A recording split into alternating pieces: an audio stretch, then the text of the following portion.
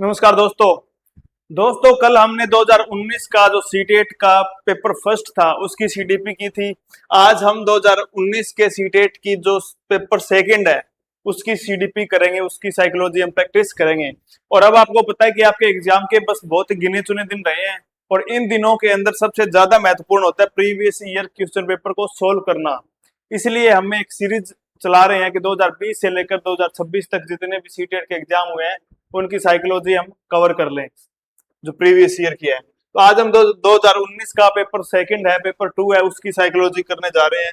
तो इसका first question क्या है? पहला प्रश्न है, निम्नलिखित वर्णन को पढ़िए तथा कोलबर्ग के नैतिक तर्क की अवस्था को पहचानिए। कि इसको पढ़ना है और कोलबर्ग का जो मोरल डेवलपमेंट सिद्धांत है उसकी जो मोरल स्टेज है उसको बताना है। ये चीज हमें पढ़ के read the following description and identify the stage of moral reasoning of Kohlberg की जो मोरल रीजनिंग है उसके बारे में बताना है। डिस्क्रिप्शन क्या है? Right action is defined by self chosen ethical principles of conscience that are valid for all humanity regardless of law and social agreement. अब हिंदी में पढ़ते हैं कि अंतःकरण के कारण स्वचयनित नैतिक सिद्धांतों के द्वारा सही कार्य परिभाषित किया जाता है जो कानून एवं सामाजिक समझौते पर ध्यान दिए बिना संपूर्ण मान्यता के लिए वैध होता है। जो सबसे महत्वपूर्ण हमारे लिए काम की चीज है वो ये है जो इसमें दिया गया है, ये पॉइंट है, कानून एवं सामाजिक समझौते पर ध्यान दिए बिना। कानून और सामाजिक समझौता है, लो आप क्या कह रहे हैं, समाज आपको क्या कह रहे हैं, उसकी परवाह किए बिना, उस पर ध्यान दिए बिना संपूर्ण मानवता के लिए वैध होता है। संपूर्ण मान्यता के हिसाब से हमें काम करना होता है। संपूर्ण मानवता के लिए जो सही हो उसके बारे में थिंकिंग करना। ये कोलबर्ग की कौन सी स्टेज के अंतर्गत आता है ये बताना है। पहला ऑप्शन है यंत्रिकीय उद्देश्य अभिविन्यास, the instrumental purpose orientation, instrumental और पर्पज ओरिएंटेशन। दूसरा है social order maintaining orientation, the universal ethical principle orientation. Hindi में सामाजिक अनुबंध अभिविन्यास, सामाजिक कर्म व्यवस्था अभिविन्यास, सार्वभौम नैतिक सिद्धांत अभिविन्यास। अब इसमें बताना है कोई कौन सा सही है। क्वेश्चन ध्यान से देखना है। सबसे पहले तो कानून के ऊपर ध्यान नहीं देना और सामाजिक समझौतों पर, सोशल जो वैल्यूज है उसके ऊपर ध्यान दिए बिना संपूर्ण मानवता के लिए, संपूर्ण मानवता के हिसाब से जो सही हो उसके बारे में बताना है। स्टेज देखो पहले, यंत्रीय उद्देश्य अभिविन्यास, इंस्ट्रूमेंटल पर्पज ओरिएंटेशन क्या होता है? ये होता है टिट फॉर टैट, जैसे का तैसा। इस स्टेज के अंदर बच्चा क्या होता है कि जैसा बिहेवियर उसके साथ किया जाएगा बच्चा ठीक वैसा ही बिहेवियर, वैसा ही व्यवहार सामने वाले के साथ करता है। कि अगर दोस्त ने उसको चॉकलेट खाने को दी है तो बदले में वो भी उसको कोई च्युइंगम दे देगा या कोई जूस पिला देगा या टिफिन शेयर कर लेगा, उसके साथ रोटी खिला देगा। अगर दोस्त ने दिए तो ही करेगा, अन्यथा अदरवाइज बिल्कुल भी नहीं करेगा। बहुत स्वार्थी, बहुत मतलबी होते हैं, आप यूं कह सकते हो स्टेज तक बच्चा। अगर किसी ने बच्चे की पेंसिल तोड़ दी तो अब बच्चा उसका पेन तोड़ेगा, उसका इरेजर तोड़ेगा, अगर नहीं तोड़ पाए तो इसकी साइकिल की हवा निकाल देगा, टायरों की, कुछ ऐसा करेगा। स्टेज के अंदर एक और खास बात ये होती है कि बच्चा मोरल बिहेवियर करता है, पर कब करता है? अपने डिजायर की पूर्ति के लिए, अपने स्वार्थों की पूर्ति के लिए। यदि बच्चे को कहा जाए कि आप वो काम करो जो पेरेंट्स ने कोई काम बोल दिया, अगर ये काम किया बदले में रिवार्ड मिलेगा, कोई टॉफी मिलेगी, कोई चॉकलेट मिलेगी, कई बार पेरेंट्स बोल देते हैं, तो बच्चा सिर्फ टॉफी और चॉकलेट लेने के लिए वो बिहेवियर करेगा। आपको लग सकता है कि ये मोरल है, और वास्तव में बच्चे में उस टाइम तक मोरालिटी, नैतिकता का विकास हुआ नहीं होता है। तो ये इंस्ट्रूमेंटल पर्पज का सीधा सा मतलब है जैसा उसके साथ व्यवहार किया जाएगा वैसा ही सामने वाले के साथ व्यवहार करेगा। मानवता जैसा कोई चीज इस टाइम नहीं होती। अगला है social contract orientation. Social contract orientation जो थर्ड लेवल है उसकी ये स्टेज है, और ये फर्स्ट लेवल की स्टेज है भाई, थर्ड लेवल की स्टेज है। इसमें क्या होता है? इसमें बच्चा समाज में जो वैल्यू सिस्टम चला रहा है उसमें के ऊपर क्रिटिकल थिंकिंग, आलोचनात्मक चिंतन शुरू कर देता है। वो कहता है कि जो भी रूढ़ियां परंपराएं आ रही है, चली आ रही है सदियों से, जरूरी नहीं है उनको एज इट इज फॉलो करना। वो कहता है कि समाज के साथ उसमें बदलाव भी किया जा सकता है, जो भी रूढ़ियां परंपराएं आ रही है उनमें चेंज करना। तो ये कौन सी स्टेज में होता है? सोशल कॉन्ट्रैक्ट ओरिएंटेशन है। क्वेश्चन ऐसे मिल सकता है आपको कि बच्चा कौन सी कोलबर्ग की कौन सी अवस्था में जाकर ये कहना शुरू कर देता है या सोचना शुरू कर देता है कि समाज की जो भी परंपराएं चली आ रही है उनको बदलना चाहिए, सही वैल्यू सिस्टम के हिसाब से बदलना चाहिए, या उनको कुरीतियां हो या रूढ़ियां परंपराएं हो, स्टीरियोटाइप जो भी थिंकिंग है उनको चेंज करना चाहिए। तो ये कौन सी होती है? सोशल कॉन्ट्रैक्ट ओरिएंटेशन स्टेज होती है। नेक्स्ट है सोशल ऑर्डर मेंटेनिंग ओरिएंटेशन। ये वो चीज होती है कि समाज का सोशल ऑर्डर होता है, एक समाज का क्रम होता है, उसको सही से मैनेज करने के लिए, चलाने के लिए कुछ नियम कायदे कानून होता है। और इस स्टेज में बच्चा कहता है कि उन नियम कायदे कानून का हमें क्या करना चाहिए? पालन करना चाहिए। तो इसमें मानवता जैसी कोई चीज नहीं होती। कानून एवं समान सामाजिक समझौते पर ध्यान दिए बिना है, अगर ध्यान देने पर ऐसा प्रश्न आ जाए कि उस पर ध्यान देने पर, तो इसका सही आंसर होता है ये तीसरा। सही आंसर कौन सा होता है? ये। इसमें समाज और कानून के वैल्यू सिस्टम पर ध्यान दिया जाता है। अगर यूनिवर्सल एथिकल प्रिंसिपल ओरिएंटेशन, और ये भी कौन किसकी बात कर रहा है? यूनिवर्सल एथिकल प्रिंसिपल, संपूर्ण मानवता यूनिवर्सल ही है एक तरीके से। इसमें होता है जैसे न्याय, स्वतंत्रता, समानता, मतलब इस तरीके के वैल्यू सिस्टम के हिसाब से इंसान सोचना शुरू कर देता है, बच्चा सोचना शुरू करता है। स्टेज के ऊपर आकर भले ही समाज कुछ भी कहता हो, भले ही लॉज उसके कानून कायदे कुछ भी कहते हो, वो कहता है कि अगर कोई कुरीति चली आ रही है, कुछ भी है, तो उनको मानवता के दृष्टिकोण से देखकर उसको क्या कर देना चाहिए? चेंज करना चाहिए। जैसे किसी रिलीजियन में कोई परंपरा है, जैसे किसी बलि देने की परंपरा होगी कि ऊपर वाले के लिए हम किसी जानवर को काटेंगे, मारेंगे। अब लीगल कानून के हिसाब से भी उनको छूट है, कोई दिक्कत नहीं है, और समाज भी कहता है कि ठीक है, रिलीजियस वैल्यू सिस्टम वो भी कहते हैं कि ये काम बिल्कुल सही है। पर इस स्टेज पर आकर बच्चे में जब इस चीज का विकास हो जाता है, तब बच्चा कहता है कि नहीं, ये गलत है। उस बच्चे में, उस जीव में भी क्या है? प्राण है, उसको भी पीड़ा होती है, कष्ट होती है। एक अच्छे इंसान होने के नाते हमें जानवरों को कष्ट बिल्कुल भी नहीं देना चाहिए।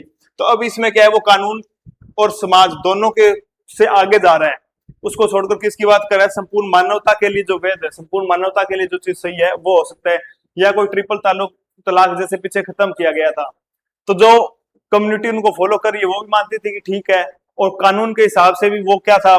खत्म करने से पहले ठीक था, जायज था।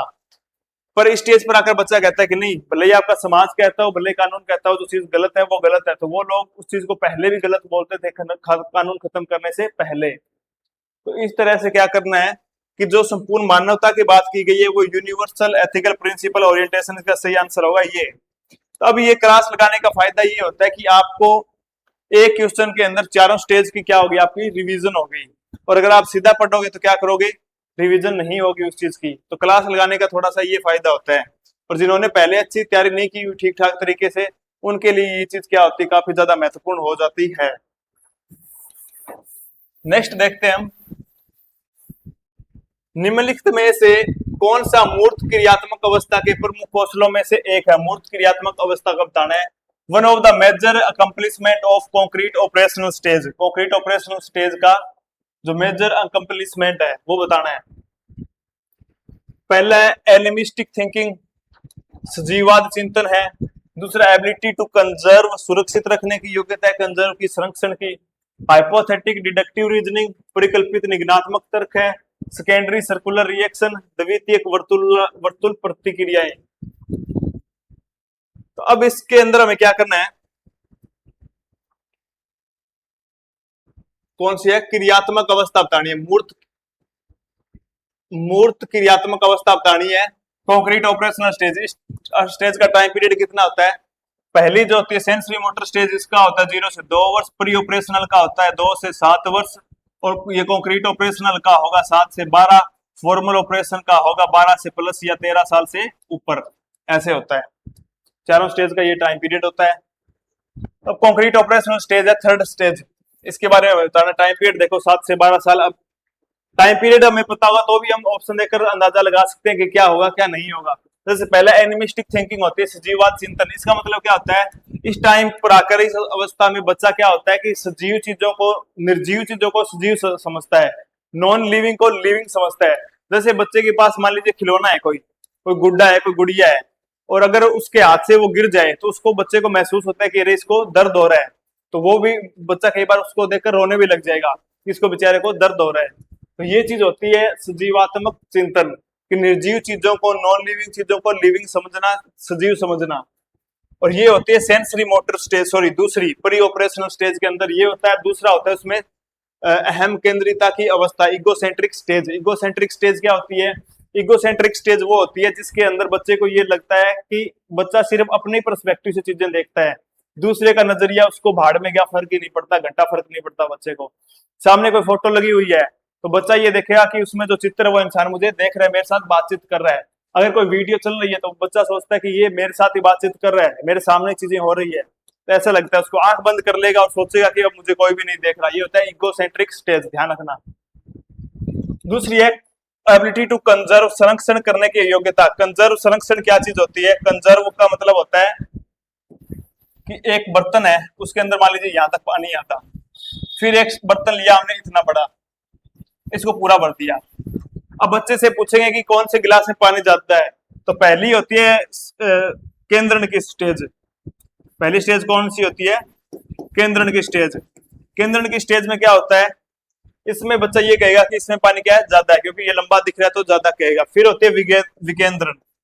विकेंद्रण, विकेंद्रण का मतलब होता है डिसेंट्रेशन, और इसका मतलब क्या होता है? इसका मतलब होता है सेंट्रेशन। क्या होता है? सेंट्रेशन। क्या होता है? सेंट्रेशन। इसका मतलब होगा सेंट्रेशन, और विकेंद्रण का मतलब डिसेंट्रेशन। विकेंद्रण पर बच्चा क्या करेगा? बच्चे को दिखेगा कि ये चौड़ा था और ये क्या हो गया, लंबा है, बस इतनी बात है। चौड़े बर्तन के पानी को लंबे में डाल दी इसलिए वो ज्यादा दिख रहा है। तीसरा आता है संरक्षण। कौन सा आता है? संरक्षण।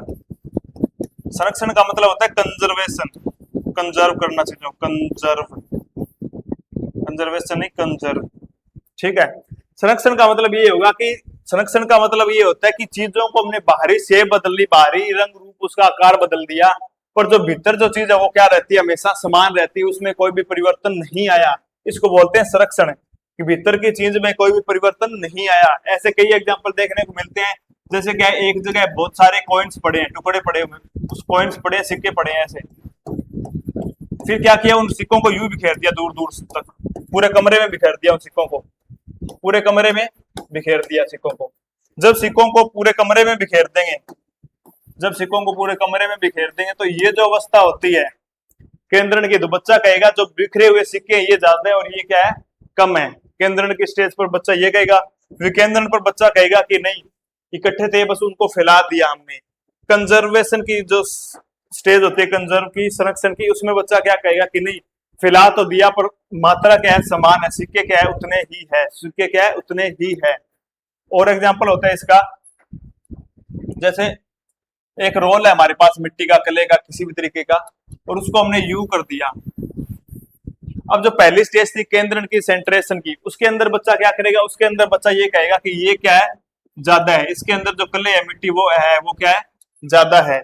जो दूसरा स्टेज है विकेंद्रण की, विकेंद्रण की स्टेज वाला बच्चा क्या कहेगा कि बस इसको क्या कर दिया हमने, बस यू फैला दिया। बच्चा क्या कहेगा? इसको बस हमने यू फैला दिया, बाकी क्या है, सेम है। इसको बस लंबा कर दिया और पतला कर दिया। विकेंद्रण वाला क्या कहेगा? लंबा कर दिया और पतला कर दिया। विकेंद्रण में हर एक चीज के एक से ज्यादा पहलुओं को देखा जाता है। तीसरी स्टेज आती है कंजर्व की। तीसरी स्टेज कौन सी आती है? कंजर्व की स्टेज आती है संरक्षण की। संरक्षण के अंदर क्या होता है? संरक्षण के अंदर बच्चा कहेगा कि नहीं, बस इसको फैला दिया, जबकि मात्रा जो है, उसका वजन था, उसकी जो मिट्टी की जो कले थी, वो क्या है, बिल्कुल समान है, और अगर हम इसको वापस करेंगे तो ये वापस ऐसा ही हो जाएगा। एक एग्जांपल आता है फेमस की, एक ऐसे बांसुरी रखी हुई है और एक बांसुरी ऐसे रखी हुई है, कौन सी बड़ी बांसुरी है? तो इस स्टेज पर आकर बच्चा कहेगा कि दोनों क्या है, सेम है, आगे पीछे कर दिए, बाकी चीज क्या है, उतनी सेम है। ये इसका एग्जाम्पल है। क्वेश्चन आता है इनमें से, ये बहुत ज्यादा इंपॉर्टेंट है, इसलिए मैं इन पर टाइम लगा रहा हूं, थोड़ा ध्यान रखना इस चीज का। और प्याजे में से 2 से 3% हमेशा पूछे जाते हैं, 2% तो हर एक में, 3 भी मिल जाते हैं, कई बार तो 4 भी हो जाते हैं। ठीक है, तो ये होती है कंजर्व की स्टेज। अगला है हाइपोथेटिकल डिडक्टिव रीजनिंग। इसका मतलब क्या होता है? इसका मतलब ये होता है कि हाइपोथेटिक डिडक्टिव रीजनिंग होती है परिकल्पित निगमनात्मक तर्क। का मतलब क्या हुआ कि मान लीजिए कोई समस्या आ गई किसी बच्चे के सामने, और फिर उस समस्या को दूर करने के लिए एक अनुमान लगाते हैं, हम भी लगाते हैं, बच्चा कोई भी हो, अनुमान लगाएं कि हम ऐसे ऐसे करके उसको सोल्व कर सकते हैं। फिर वो अनुमान लगाने के बाद हम काम करते हैं उसके ऊपर, और फिर वो काम करके देखते हैं कि जो हमने अनुमान लगाया था वो सही है या नहीं है, हमारी समस्या वो समाधान हुआ है या नहीं हुआ है। ये होती है हाइपोथेटिकल डिडक्टिव रीजनिंग। ठीक है। और तीसरी है सेकेंडरी सर्कुलर रिएक्शन, द्वितीयक वर्तुल प्रतिक्रियाएं, वो प्रक्रियाएं जो बार बार करता है। प्राथमिक वो होती है जो अपने शरीर से संबंधित क्रियाएं, ये है द्वितीयक, ध्यान रखना। ये कौन सी है? द्वितीयक है सेकेंडरी, और एक होती है प्राइमरी। कौन सी होती है? प्राइमरी होती है प्राथमिक। उसके अंदर क्या होता है? प्राथमिक वर्तुल प्रतिक्रियाएं, सर्कुलर रिएक्शन वो होगी कि शरीर की वो क्रियाएं, बॉडी की वो क्रियाएं, वो करने से बच्चे को मजा आने लग जाए, स्वाद आने लग जाए। जैसे बच्चे को गुंठा चूसने में स्वाद आता है, तो बच्चा क्या गुंठा चूसता ही रहता है, चूसता ही रहता है, चूसता ही रहता है, उसको स्वाद आने लग गया। तो वो क्रिया, शरीर की वो एक्टिविटी जिसको करने से बच्चे को मजा आता है, वो एक्टिविटी बार बार करता है, तो वो होती है प्राथमिक, प्राइमरी सर्कुलर रिएक्शन, प्राथमिक वर्तुल प्रतिक्रियाएं। दूसरा सेकेंडरी वो होगी बाहर की जो क्रियाएं, बॉडी नहीं है, बॉडी से, शरीर से बाहर की वो क्रियाएं, वो काम जिसको करने में बच्चे को मजा आने लग गया, स्वाद आने लग गया, वो चीज बच्चा बार बार करता है। जैसे खिलौने की आवाज से बच्चे को मजा आने लग गया, तो बच्चा खिलौना बार बार हिलाएगा। कई बार क्या बच्चों को देखे ना, आपके सैंडल होते हैं, चप्पल जूते ऐसे दिलाए जाते हैं कि जब वो चलते हैं तो वो बजते हैं, तो बच्चा जब चलता है वो बजता है, बच्चे को लगा कि यार ये बढ़िया चीज है, मजा आ रहा है। अब मजा आ रहा है तो फिर वो बार बार चलना शुरू कर देता है, फिर वो उछलना शुरू कर देता है, उसको और मजा आने लगता है, और स्वाद आता है, तो फिर वो और उछलता है। तो ये चीजें किसके अंदर होती है? Primary secondary circular reaction. तो ऐसा तो नहीं है इसके अंदर। तो ये होती है सेंसरी मोटर स्टेज में। जो पहली स्टेज कौन सी है? सेंसरी मोटर स्टेज, क्या बोलते हैं इसको हिंदी में बोलेंगे, संवेदी को संवेदी पेशी अवस्था। दूसरा परिकल्पित निगनात्मक तर्क, ये होती है लास्ट स्टेज के अंदर, फॉर्मल ऑपरेशनल स्टेज के अंदर, औपचारिक संक्रियात्मक अवस्था। तीसरी है सुरक्षित कंजर्व रखने की योग्यता, ये होती है कंक्रीट के अंदर जो हम पढ़ रहे हैं, कंक्रीट संरक्षण, ये चीज आती है। और इस अवस्था के अंदर, मूर्त संक्रियात्मक अवस्था के अंदर क्या है? मूर्त तर्क, मूर्त तर्क, मूर्त तर्क क्या बच्चे में शुरू हो जाता है, जो कंक्रीट तर्क है वो शुरू हो जाता है। जैसे बच्चे के सामने चीज रख दिया, आपने कहा कि ए बी से बड़ा है और बी सी से बड़ा है, ए बी से बड़ा और बी सी से बड़ा है, तो बताओ सी और ए में से कौन बड़ा है? अगर सामने तीन लोग हो तो वो बता देगा, अगर सामने नहीं है तो बच्चा नहीं बताएगा कि इनमें से बड़ा कौन सा है, क्योंकि वो सिर्फ मूर्त तर्क करेगा। जो सामने चीज दिखाई दे रही है, जिसको वो छू सकता है, उसी के बारे में उसकी लॉजिकल थिंकिंग, तार्किक चिंतन है, वो क्या होता है? शुरू होता है। ठीक है। और इसके अंदर कंजर्व संरक्षण की होती है, क्लासिफिकेशन वर्गीकरण का भी इसी चीज में होता है, इसी स्टेज में के अंदर होता है। रिवर्सिबिलिटी मोस्ट इंपॉर्टेंट चीज है, रिवर्सिबिलिटी। कौन सा है? Reversibility, reversibility. रिवर्सिबिलिटी का मतलब क्या होता है? रिवर्सिबिलिटी का मतलब होता है उल्टा, पलटावी बोलते हैं इसको, पलटावी गुण, पलटावी गुण। इसका मतलब होता है कि कोई भी चीज है उसको पलट दिया हमने। पलटावी का मतलब क्या है? पलट दिया। जैसे हमने बच्चे को बताया कि 2 + 3 कितने होते हैं? 5 होते हैं। 2 + 3 कितने हो गए? 5 हो गए। तो 5 में से 3 जाने पर कितना बचेगा? जब ये गुण विकसित हो जाते हैं बच्चे में, तब तो वो बता देगा कि 2 ही होते हैं। जब तक ये गुण विकसित नहीं होता, तब बच्चा क्या है, उसको दोबारा से सोल्व करेगा, बच्चे को पता नहीं चलता, बच्चे को पता नहीं चलता। जैसे ये आपने बता दिया रोल एकले है, इसको हमने यू कर दिया। जब पलटावी गुण आएगा तो बच्चा इसको वापस ऐसे कर देगा, ठीक है, कहेगा कि दोनों में समान है। पलटावी गुण नहीं होगा तो बच्चा क्या कहेगा? ये बड़ा है, उसके लिए ये अलग चीज हो जाएगी, ये अलग चीज हो जाएगी, इसको वापस वैसा बच्चा नहीं कर पाएगा। तो ये जो गुण है रिवर्सिबिलिटी का, ये कौन सी स्टेज में होता है? कॉन्क्रीट ऑपरेशनल स्टेज, मूर्त संक्रियात्मक अवस्था के अंदर ये गुण विकसित होता है। चीजों को क्रम से लगाने में, किस चीज में? सीरीज से लगा देगा, बड़ी छोटे में आरोही अवरोही है, उस चीज के अंदर क्रम लगाना शुरू कर देगा बच्चा। ये कुछ एक इसकी कैरेक्टरिस्टिक्स है इस अवस्था की। तो हमारा जो सही आंसर कौन सा हो गया? दूसरा हमारा क्या हो गया? बिल्कुल राइट आंसर हो गया। सेकंड राइट आंसर होगा। टाइम पीरियड कितना है इस स्टेज का, मूर्त क्रियात्मक अवस्था का? 7 से 12 वर्ष। कितना है? 7 से 12 वर्ष है भाई। ये बता दिए मैंने, जीन प्याजे मोस्ट इंपोर्टेंट है, 2 से 3% मिलेंगे। देखो अगला उससे तुरंत रेगुलर लगातार आ गया, उसी से संबंधित कौन सा आ गया? उसी टाइम आ गया। जीन प्याजे एवं लेव वाइगोत्स्की जैसे संरचनावादी अधिगम को किस रूप में देखते हैं? कंस्ट्रक्टिविस्ट सच है जीन प्याजे and Lev Vygotsky views learning as. ये लोग लर्निंग को, जीन प्याजे और वाइगोत्स्की वो लर्निंग को, अधिगम को किस तरह से, किस रूप के अंदर देखते हैं? पहला है कौशलों का अर्जन है, एक्विजिशन ऑफ स्किल है। दूसरा है कंडीशनिंग ऑफ रिस्पॉन्स है, प्रतिक्रियाओं का अनुबंध है। तीसरा है पैसिव रिपीटेटिव प्रोसेस है। निष्क्रिय आवर्तीय प्रक्रिया है। Process of meaning making by active engagement है। एक्टिव एंगेजमेंट का मतलब क्या हुआ, अर्थ निर्माण क्रिया सक्रिय विनियोजन है भाई, एक्टिव है इसमें, ठीक है। अब पर्सन है संरचनावादी अधिगम। तो संरचनावादी कंस्ट्रक्टिविस्ट कौन है, ये दो ही है, मेन दो है, ब्रूनर भी इनके साथ आ जाता है वैसे तो। कौन है, जीन प्याजे और वाइगोत्स्की। अब प्याजे और वाइगोत्स्की क्या मानना था, प्याजे का मानना था कि बच्चा है वो एक्टिव लर्नर है और वो ज्ञान बाहरी नहीं है, ज्ञान बच्चे के भीतर होता है। जैसे वो समाज के संपर्क में आता है तो वो अपने एक्सपीरियंस के द्वारा, दूसरे लोगों के साथ संपर्क में आने से अपने एक्सपीरियंस के द्वारा ज्ञान का निर्माण करता है। इसलिए जीन प्याजे ने उन्हें कहा था लिटिल साइंटिस्ट, बच्चों को कहा था। और यही बात किसने कही है, ले वाइगोत्स्की ने, कि बच्चा सोसाइटी कल्चर के जैसे संपर्क में आता है तो वो अपने ज्ञान का निर्माण करता है। वाइगोत्स्की ने भाषा को, लैंग्वेज को भी बहुत ज्यादा महत्वपूर्ण स्थान दिया था। और वाइगोत्स्की ने एक बात कही थी, प्राइवेट स्पीच। कौन सी थी वाइगोत्स्की की, प्राइवेट स्पीच होती है निज वाक, प्राइवेट स्पीच, निजी वार्ता, निज वाक। ये डेवलप होती है बच्चे में 2 से 7 वर्ष के बच्चे में। कोई कितने में होगी, 2 से 7 वर्ष के बच्चे में। जब बच्चा खुद के साथ बात करता है और इससे बच्चा क्या है, सेल्फ रेगुलेट करता है खुद को, सेल्फ रेगुलेशन का काम होता है, स्व नियमन का काम है होता है। जीन प्याजे ने प्राइवेट स्पीच को यूं बेकार माना था कि निरर्थक है, बेकार की बात है, इससे बच्चा घमंडी हो सकता है, इससे बच्चा दूसरी दुनिया में रहना शुरू कर देता है इस तरीके से। परंतु वाइगोत्स्की ने प्राइवेट स्पीच को महत्वपूर्ण माना है। प्राइवेट स्पीच से कई बार प्रश्न एग्जाम में पूछे गए हैं। तो जीन प्याजे और संरचनावाद में क्या होता है, संरचना कंस्ट्रक्ट, कंस्ट्रक्ट का मतलब होता है ज्ञान का निर्माण करना, और निर्माण करने के लिए बच्चा सक्रिय होता है, एक्टिव लर्नर होता है, जीन प्याजे ने कही थी। तो ये जो ऑप्शन है सक्रिय विनियोजन से अर्थ निर्माण की प्रक्रिया, एक्टिव एंगेजमेंट है, ये इसका क्या हो गया, बिल्कुल राइट आंसर हो गया। ये कौन सा हो गया, इसका राइट आंसर हो गया, क्योंकि जीन प्याजे ने ये बात बहुत स्पष्ट रूप से बोली है कि बच्चा क्या है, एक्टिव लर्नर है। बच्चा क्या है, एक्टिव लर्नर है। बच्चा क्या है, एक्टिव लर्नर है, सक्रिय अधिगम करता है। जैसे ही वो समाज के, सोसाइटी के संपर्क में आता है तो अपने एक्सपीरियंस से उसमें क्या करता है, ज्ञान का निर्माण करता है। और ज्ञान क्या होता है, प्याजे ने, ज्ञान भीतरी है, बाहरी नहीं है, ज्ञान बाहर नहीं है भाई, भीतर है। नेक्स्ट देखते हैं, selecting and presenting stories and clippings from newspaper that portray both men and women in non traditional roles is an effective strategy to. समाचार पत्रों से कहानियों एवं कतरनों का चयन करना, प्रश्न ध्यान से देखना, समाचार पत्रों से कहानियों एवं कतरनों का चयन करना, ठीक है।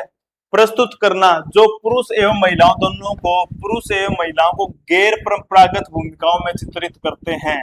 निम्नलिखित में से किसके लिए रणनीति। गैर परंपरागत का मतलब होता है, नॉन ट्रेडिशनल का मतलब क्या हुआ कि परंपरागत का वो मतलब हुआ कि सदियों से जो महिला पुरुष करते आ रहे हैं। जैसे महिला घर के काम करेगी और पुरुष क्या है, घर से बाहर का काम है करेगा, रसोई का काम हमेशा महिला ही करेगी, इस तरीके की चीजें।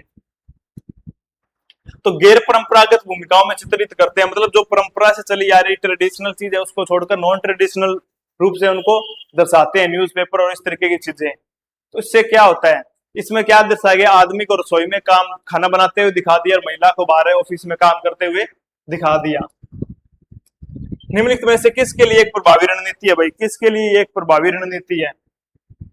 लैंगिक जेंडर पक्षपात को बढ़ावा देना है भाई, पक्षपात को बढ़ाना, प्रमोट जेंडर बायसेस, क्या जेंडर बायसेस बढ़ रहे हैं इससे, ठीक है।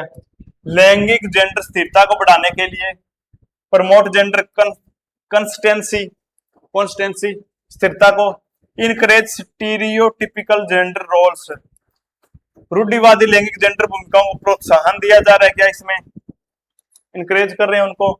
काउंटर जेंडर स्टीरियोटाइप्स, लैंगिक जेंडर रूढ़ियों का सामना करने के लिए, किसके लिए, सामना करने के लिए। सही आंसर क्या होगा इसमें, पक्षपात है, बायसेस को बढ़ावा नहीं दिया जा रहा भाई। नॉन ट्रेडिशनल तरीके से जब बताया जा रहा है तो ऑब्वियस सी बात है कि बढ़ावा नहीं दिया जा रहा। लैंगिक स्थिरता है, नहीं ऐसा भी नहीं है। रूढ़िवादी लैंगिक जेंडर भूमिकाओं को प्रोत्साहन देने के लिए, इनकरेज करने के लिए, तो इनकरेज तो बिल्कुल भी नहीं किया जा रहा, काउंटर किया जा रहा है। क्या किया जा रहा है, काउंटर किया जा रहा है। चौथा क्या हो जाएगा इसका बिल्कुल राइट आंसर हो जाएगा, रूढ़ियों का सामना किया जा रहा है। क्या किया जा रहा है, रूढ़ियों का सामना किया जा रहा है। जो रूढ़िवादी परंपराएं चली आ रही है कि महिला बाहर घर का काम करेगी, पुरुष बाहर का काम करेगा, इसको क्या कर दिया, इसका काउंटर कर दिया।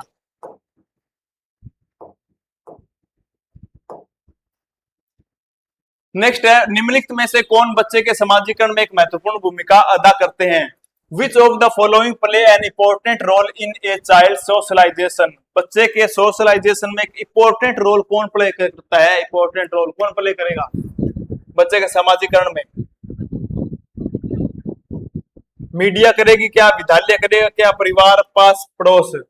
मीडिया, स्कूल, फैमिली, नेबरहुड, कौन सी चीजें हैं जो बच्चे के समाजीकरण में महत्वपूर्ण भूमिका अदा करती है? ऑब्वियस सी बात है, परिवार सबसे पहले होते हैं, इसको क्या बोलते हैं, प्राइमरी एजेंट्स बोलते हैं, प्राथमिक कारक बोल सकते हो आप इसको।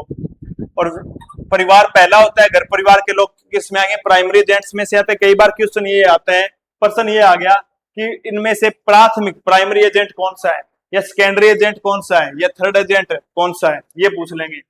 तो ये क्या है, पहला है विद्यालय कौन सा है, स्कूल और टीचर्स हो गए, दोस्त वगैरह हो गए, वो कौन सा स्टेज, कौन सा एजेंट है। दूसरा है मीडिया, विद्यालय पड़ोस दूसरा है, और सिर्फ मीडिया, कौन सा, सिर्फ मीडिया, ये थर्ड में आएगा। ये कौन सा एजेंट है, तीसरा एजेंट है। ये कौन सा है, तीसरा एजेंट है। और इसमें हमें सीधा ही पूछा तो ये सारी चीजें होगी, कौन सी होगी, सारी चीजें होगी। तो ये चौथा आंसर, एक पहला, दूसरा, तीसरा और चौथा, ये सारे क्या हो जाएंगे, इसके बिल्कुल राइट आंसर हो जाएंगे। ये विद्यालय, मीडिया, पड़ोस, सारी चीजों बच्चे के समाजीकरण में महत्वपूर्ण रोल प्ले करते हैं। सिंपल सी बात है, इसमें कुछ समझने समझाने जैसी चीज है ही नहीं। नेक्स्ट है, हार्वर्ड गार्डनर के बहुबुद्धि सिद्धांत के अनुसार निम्नलिखित विशेषताओं से युक्त एक व्यक्ति की बुद्धि को किस प्रकार से वर्गीकृत किया जाता है? किस प्रकार से वर्गीकृत किया जाता है भाई, किस प्रकार से बच्चों की बुद्धि को क्या करेंगे, हमें वर्गीकृत करेंगे? हार्वर्ड गार्डनर के अकॉर्डिंग बताना है भाई। मल्टीपल इंटेलिजेंस थ्योरी है कि एक person with the following characteristics characterized, ठीक है, दूसरों की मनोदशा, स्वभाव, प्रेरणाओं, अभिप्राय को उचित तरीके से पता लगाने की प्रक्रिया करने की योग्यता। कौन सी एबिलिटी है कि दूसरों की भावनाओं को समझना, दूसरे के इमोशंस को समझना, दूसरे इंसान को समझना, उसकी जो मनोदशा है, उसकी जो मेंटल स्टेज है, मनोदशा है, उसको समझना, दूसरों को समझना। ये किस चीज से, अभी हार्वर्ड गार्डनर के अनुसार वो इंसान किस चीज में आएगा, बताओ भाई? मूड समझेगा, टेम्परामेंट समझेगा, motivation and intention of others, दूसरों की इंटेंशन को समझना। पहली कौन सी है, नेचुरलिस्टिक है। प्रकृतिवादी, प्रकृतिवादी कौन सी होती है, ये वो लोग होते हैं जिनको नेचर से बहुत प्रेम होता है, जानवरों से प्रेम होगा। ये लोग सुबह जल्दी उठने वाले होंगे, कई लोगों को आपने देखा है कि वो सुबह जल्दी उठ जाते हैं, उनसे बिस्तर में पड़ा ही नहीं रहा, वो पड़े नहीं रह सकते। तो ये होते हैं नेचुरलिस्टिक इंटेलिजेंस, जिन लोगों की ज्यादा होती है। प्रकृति से प्रेम होगा, घुटन भरी जगह, थोड़ी सी ऐसे छोटा घर होगा तो उनको घुटन होने लग जाएगी, मैं इससे बाहर निकलूं। ऐसे लोग होते हैं, खेतों से, पेड़ पौधों से इन लोगों क्या होता है, बहुत ज्यादा प्रेम होता है। तो ये कौन सी इंटेलिजेंस है, नेचुरलिस्टिक इंटेलिजेंस है। अगला है इंट्रापर्सनल। इंट्रापर्सनल कौन सी होती है, इंट्रापर्सनल को हिंदी बोलेंगे अंतरावैयक्तिक। अंतरावैयक्तिक वो स्टेज होती है, वो इंटेलिजेंस होती है जब इंसान खुद के मन को, अपनी वृत्तियों को, अपने भावों को, अपनी टेंडेंसीज को, अपनी इंस्टिक्ट को बहुत आसानी से समझता है। खुद के भीतर झांकने की जो बात आती है, खुद को समझना, मैं कौन हूँ, इस तरह के प्रश्नों को अच्छे से समझ जाना, ये आएगा इस स्टेज के अंदर, मतलब इसके अंदर आता है अंतरावैयक्तिक के अंदर, इंट्रापर्सनल के अंदर। ये होती है जो फिलोसफर हो गए, दार्शनिक हो गए, साधु संत हो गए, ठीक है, इन तरीके के लोगों में ये चीज इंटेलिजेंस ज्यादा पाई जाती है। आगे वाला इंटरपर्सनल। इंटरपर्सनल वो होती है जब इंसान दूसरों के, इसमें क्या है, अंतरावैयक्तिक में, इंट्रापर्सनल में खुद को ज्यादा जानना, खुद को ज्यादा समझना। इंटरपर्सनल वो होता है जब इंसान दूसरों की भावनाओं को अच्छे से जानता है, समझता है, ठीक है, ये तरीके किसमें आती है, इंटरपर्सनल में। और हमें क्या बतानी है, हमें यही बताना है, हमें क्या बतानी है, यही बताना है कि दूसरों के मनोभावों को, उनकी वृत्तियों को, ठीक है, मनोदशा को, स्वभाव को समझता है, ये चीजें बतानी है हमें। तो ये किस में आएगी, ये आएगी इंटरपर्सनल में। किस में आएगी, इंटरपर्सनल के अंदर। और इंट्रापर्सनल कौन सी होती है, इंट्रापर्सनल वो होती है जब इंसान खुद को अच्छे से समझता है, खुद के भीतर झांकना जिसको बोलते हैं, मैं कौन हूं, ऐसे प्रश्नों को ज्यादा महत्व देता है। बच्चों के मूल्यांकन के लिए निम्नलिखित में से कौन से कारण होना चाहिए? Which of the following should be the reason for assessment of children? बच्चों की असेसमेंट के लिए कौन सा कारण होना चाहिए? बच्चों को गैर उपलब्धि वाले, निम्न उपलब्धि वाले, औसत एवं उच्च उपलब्धि वाले के रूप में अलग अलग नाम देना। क्या है, बच्चों को क्या लेबल लगाना, बच्चे पर क्या लगाना, लेबल लगाना, non achiever, low achiever, average and high achiever. इस तरीके से बच्चों के ऊपर लेबल लगा देंगे, हम नाम दे देंगे कि तुम बहुत होशियार है, तुम मीडियम है, तुम बिल्कुल ही मंदबुद्धि है, तुम गधा है, इस तरीके से नाम देना। ठीक है। गैर उपलब्धि वाले हाई अचीवर है कि तुम तो क्या है, तुम बिल्कुल स्टीफन हॉकिंग्स है, ऐसी बात कहनी। और कोई कम पढ़ता है उसको क्या बोलते हैं कि तू गधा है, नालायक है। कोई लड़की है उसको बोलते हैं भूतनी है। हमारे स्कूल के एक टीचर है, एक लड़की है वो थोड़ी सी पढ़ने में कम होशियार है, उसको बोलते हैं कि तू भूतनी है, उसका नाम रख दिया भूतनी। लड़का उसको धड़ाधड़ ठोक देते हैं, लड़की को कूटते पीटते तो है नहीं, उसको कह देते हैं भूतनी भूतनी भूतनी भूतनी करके उसको छोड़ देते हैं। तो ये जो भूतनी भूतनी करने का कॉन्सेप्ट है, ये बिल्कुल भी नहीं अपने जीवन में करना चाहिए। तो ये बताना है आपको। तो मूल्यांकन के लिए, किसके लिए? मूल्यांकन के लिए, असेसमेंट के लिए कौन से रीजन होना चाहिए?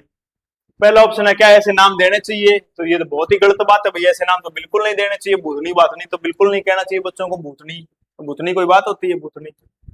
कक्षा में शिक्षण अधिगम प्रक्रियाओं में सुधार करना, ये बात बिल्कुल शानी बात है भाई। To improve teaching learning process in the classroom, में टीचिंग लर्निंग प्रोसेस को क्या करना है? इम्प्रूव करना है। ये असेसमेंट का, इवेल्युएशन का, मूल्यांकन का कारण एक होना चाहिए। ठीक है। इस चीज का ध्यान रखना कि जब भी आपको एक सही ऑप्शन दिख जाए, इसी को टिक करके आगे मत बढ़ जाना, सारे ऑप्शन पढ़ना। कई बार क्या होता है, जो सही लग रहा होता है आगे वाले ऑप्शन में, उससे ज्यादा सही बात दी हुई होती है। तो ऐसा कई बार मिलेगा आपको एग्जाम के अंदर कि एक ही पर्सन में 2 से 3 ऑप्शन आपको ऐसे मिलेंगे, ये तीनों सही है या दोनों 2 ऑप्शन सही है इसमें से। तो फिर जब ऐसी सिचुएशन आए तो उसमें से उस आंसर को टिक करना जो ज्यादा ठीक लगता हो। ध्यान रखना ये। समय के साथ बच्चों में होने वाले अधिगम परिवर्तनों में प्रगति के बारे में पता लगाना, ये बात भी सही है भाई। To find out what change and progress in learning that take place in child over a period of time. एक पीरियड ऑफ टाइम, एक समय के अंतराल बच्चों के अंदर जो परिवर्तन आए, चेंज आए, और उनकी जो प्रगति हुई है, प्रोग्रेस हुई है, उसके बारे में जानना, उनका पता लगाना। अगला है to discuss the capabilities, potential, strength and challenges areas in the child with the parents. बच्चे की क्षमताओं, संभावनाओं, सशक्त पक्षों एवं चुनौतीपूर्ण पक्षों के बारे में माता पिता के साथ चर्चा करना, ये बात भी सही है और ये बात भी सही है। अब हमें पूछा गया कौन से कारण होने चाहिए, तो ये 3 है भाई। ये 3 जिसके अंदर हो वो हमारा क्या हो जाएगा? राइट आंसर हो जाएगा। दूसरा, तीसरा, चौथा। दूसरा, तीसरा और चौथा। ऑप्शन कौन सा है? तीसरा। तीसरे ऑप्शन के अंदर यही है, दूसरा, तीसरा और चौथा। सही आंसर इसका कौन सा हो गया? थर्ड इसका क्या हो गया? बिल्कुल राइट आंसर है, हो गया। थर्ड इसका क्या हो गया? बिल्कुल राइट आंसर है, हो गया। नेक्स्ट देखते हैं, निम्नलिखित में से कौन सा प्रगतिशील शिक्षा की अवधारणा के बारे में प्रमुख है? निम्नलिखित में से कौन सा प्रगतिशील अवधारणा के बारे में प्रमुख है? भैया मेन है प्रगतिशील अवधारणा के बारे में। प्रोग्रेसिव एजुकेशन के बारे में क्या है? सेंट्रल कॉन्सेप्ट कौन सा, ये बताना है। टेक्स्ट बुक सेंट्रिक लर्निंग, पाठ्य पुस्तक केंद्रीय अधिगम होना चाहिए। क्या ये चीज है? ना ना ना ना, पाठ्य पुस्तक केंद्रित नहीं होना चाहिए। जब मैंने आपको पॉजिटिव नेगेटिव टैग वर्ड की क्लास कराई थी, उसमें आपको बताया था कि हमेशा चाइल्ड सेंट्रिक अप्रोच होनी चाहिए, बाल केंद्रित शिक्षा की बात है, होनी चाहिए। टेक्स्ट बुक सेंट्रिक जहां भी नाम आ जाए, टीचर सेंट्रिक ना जहां भी नाम आ जाए, तो वो एक नेगेटिव टैग वर्ड है। और नेगेटिव टैग वर्ड जहां भी दिख जाए उसको क्रॉस करना। पॉजिटिव टैग वर्ड जहां भी दिख जाए उसके ऊपर राइट क्लिक करना है। तो टैग वर्ड्स की क्लास आप लोग जरूर लगा लेना, भले ही हमारी लगाओ या किसी और टीचर की, देखना वो जरूर लगाना। पॉजिटिव नेगेटिव टैग वर्ड आपके 8 से 10 क्वेश्चन सोल्व करवाएंगे एग्जाम में, ये बहुत इंपॉर्टेंट है। Belief in the capability and potential of every child, प्रत्येक बच्चे की क्षमता एवं संभावना में विश्वास करना, ये सही बात है भी। हर एक बच्चे की क्षमता क्या है और संभावना क्या है, कैपेबिलिटी क्या है और पोटेंशियल क्या है, इसके अंदर क्या करना? विश्वास करना, बिलीव करना। ठीक बात है। स्टैंडर्ड इंस्ट्रक्शन, ये बात मैंने बताई थी कि जहां पर भी स्टैंडर्ड मानक नाम आ जाए, स्टैंडर्ड नाम आ जाए, तो वो दिखते ही क्या कर देना?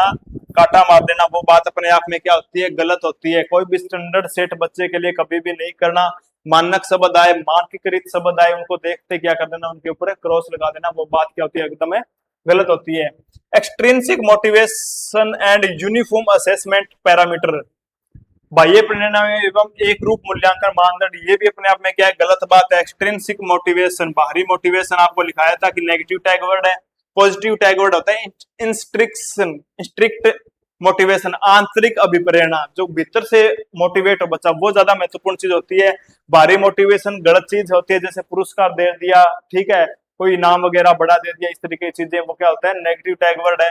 जहां पर भी ये चीज दिखे क्या होता है, गलत होता है। यूनिफॉर्म असेसमेंट कभी भी नहीं हो सकती एक रूप में, क्योंकि हर बच्चा अलग अलग है, उसकी नीड्स अलग अलग है, उसकी स्ट्रेंथ अलग अलग है।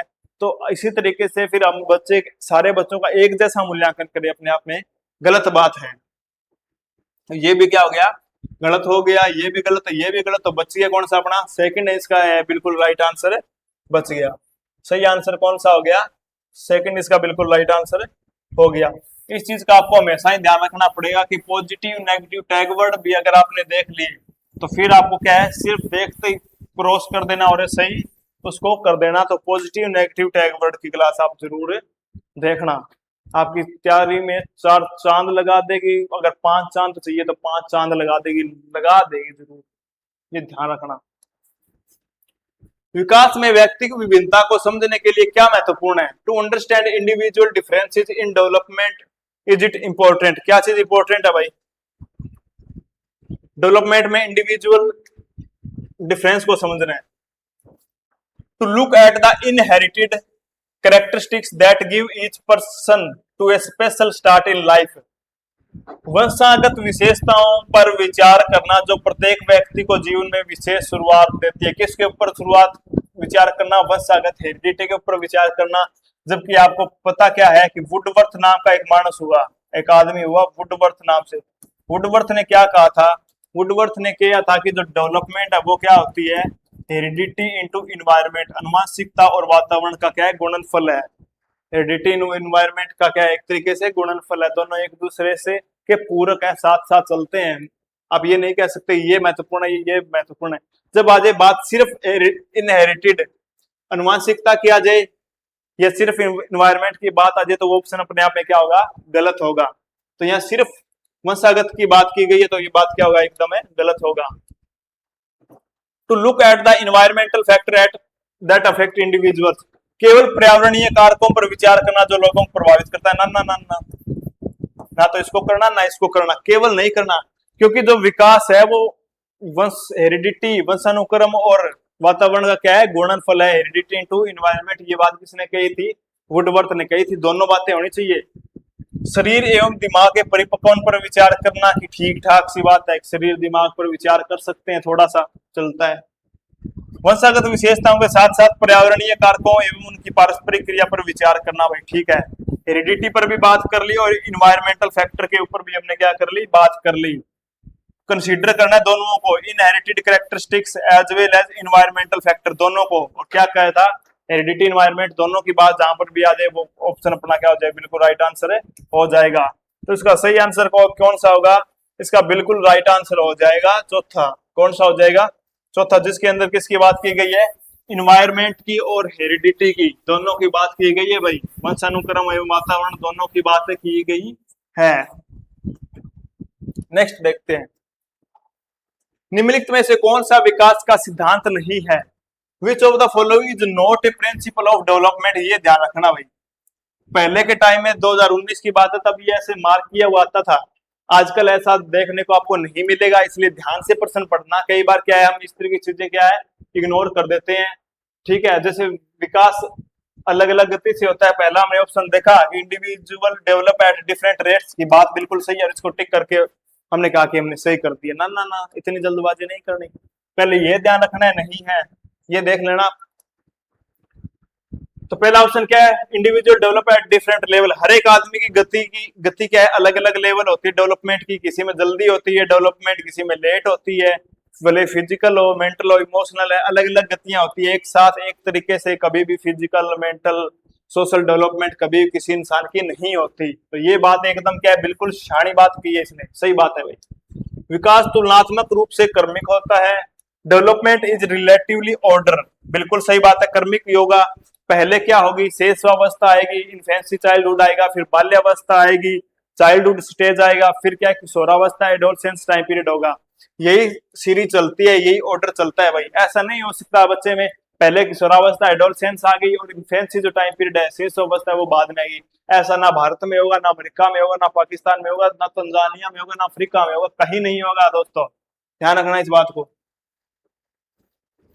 Development takes place gradually over a period of time. विकास समय के साथ साथ धीरे धीरे घटित होता है। कैसे घटित होता है भाई?